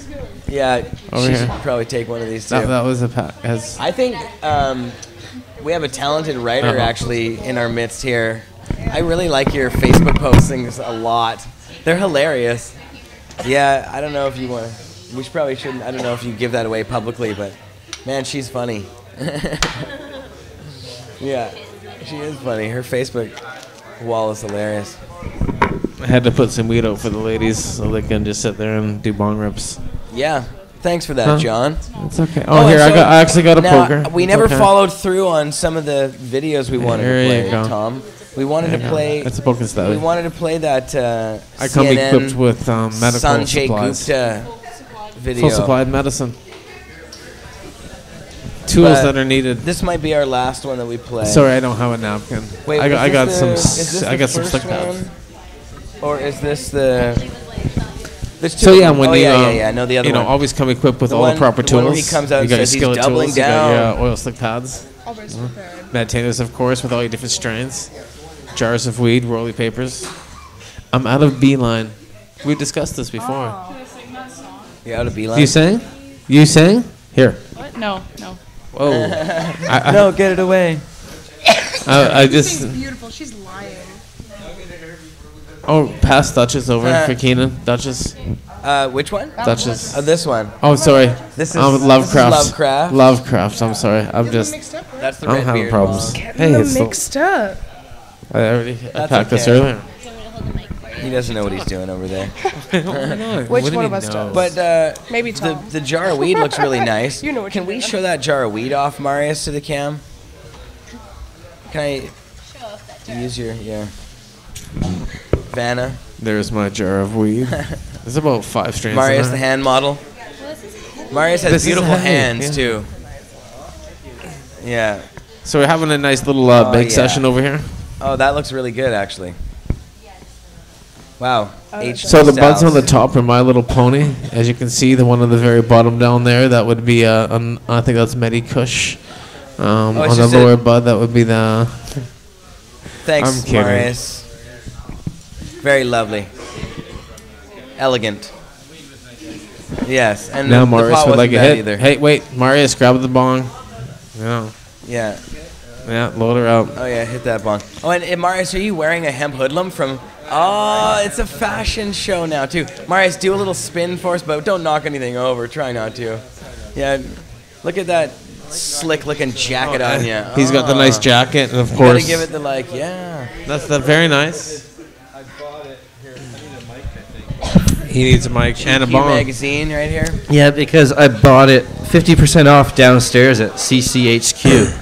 50% off? You know All why? the I just hemp saw the That means you hoodlum. have to take it half off. They're crazy down there. I mean, all the hemp hoodlum hoodies, jackets that we have down there are 50% off. So Are you buy good? one. I bought this one. It's beautiful. All Normally women's clothing, 250. 50% off? I bought it for 125. Or all women's clothing So- half off.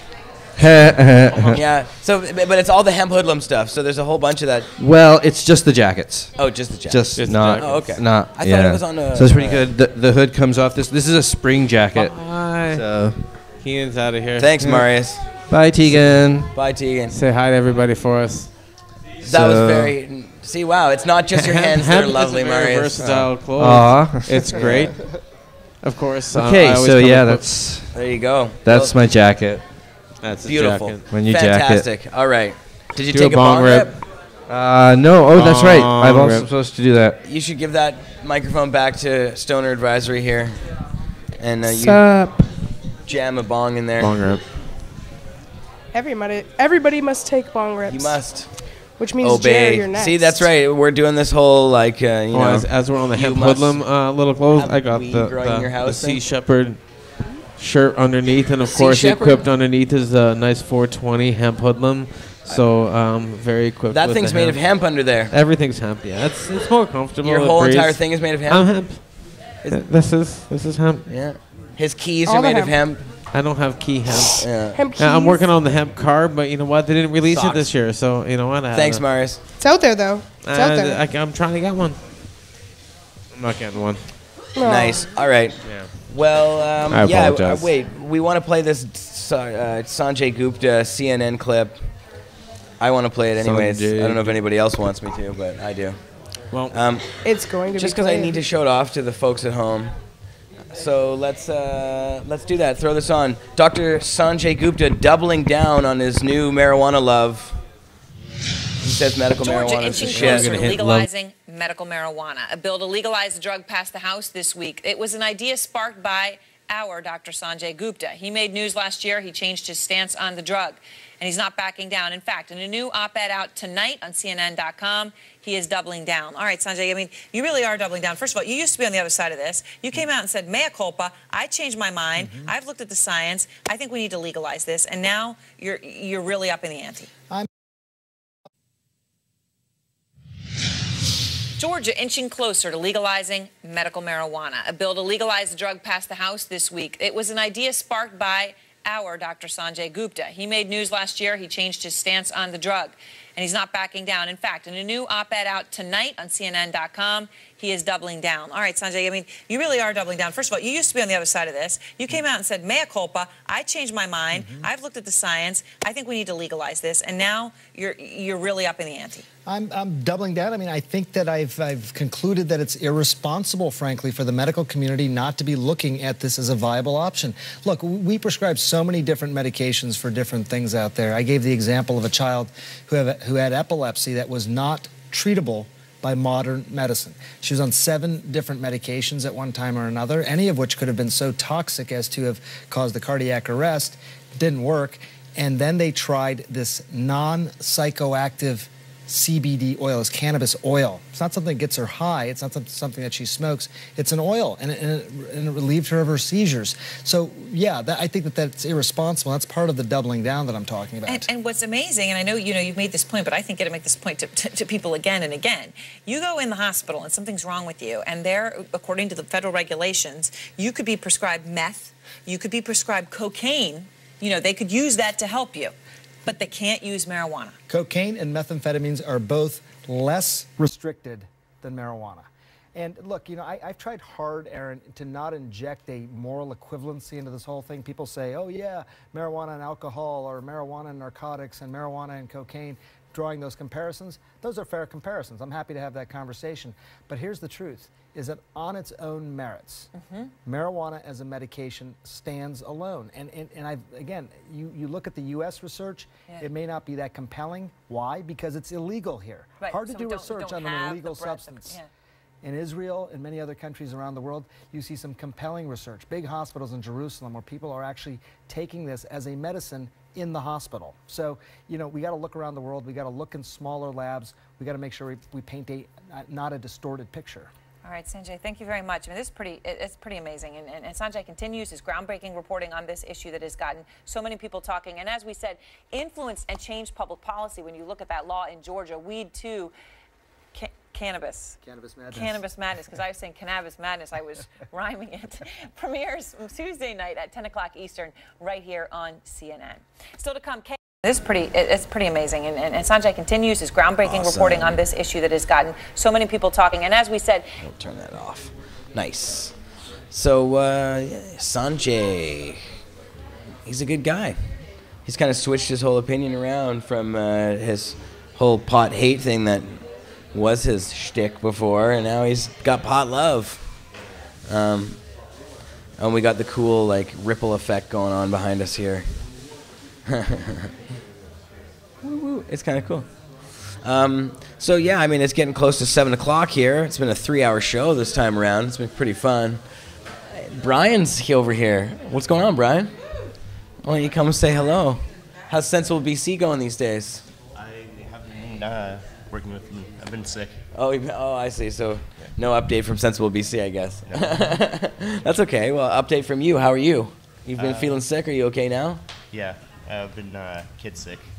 My nephew's been getting me sick. Oh, no. I see. One of those things. Over and over and over again. The kids. Yeah. Oh, they'll do that to you. You get all the bugs and germs. Yeah, I didn't. Your nephew? How old is your nephew? 2 and 4. Oh, 2 and 4. Oh, no, that's fun. That's cool, man. Well, good to see you anyways. I haven't seen you for a while. Came to hit the bong to take the show out here. I'm saying Johnny, goodbye. Thanks for all the Peace, bong tokes for everybody today. It was pretty awesome. Couldn't have done it without you. And your big jars there. Hey, and next stop Spain. Next stop Spain next week. We'll be leaving on Wednesday, so keep tuning in to Pot.tv. Well, it's going to be... Still 3 feet from him. Am I talking something's too wrong with our loud? sound. I think, does it sound okay to you?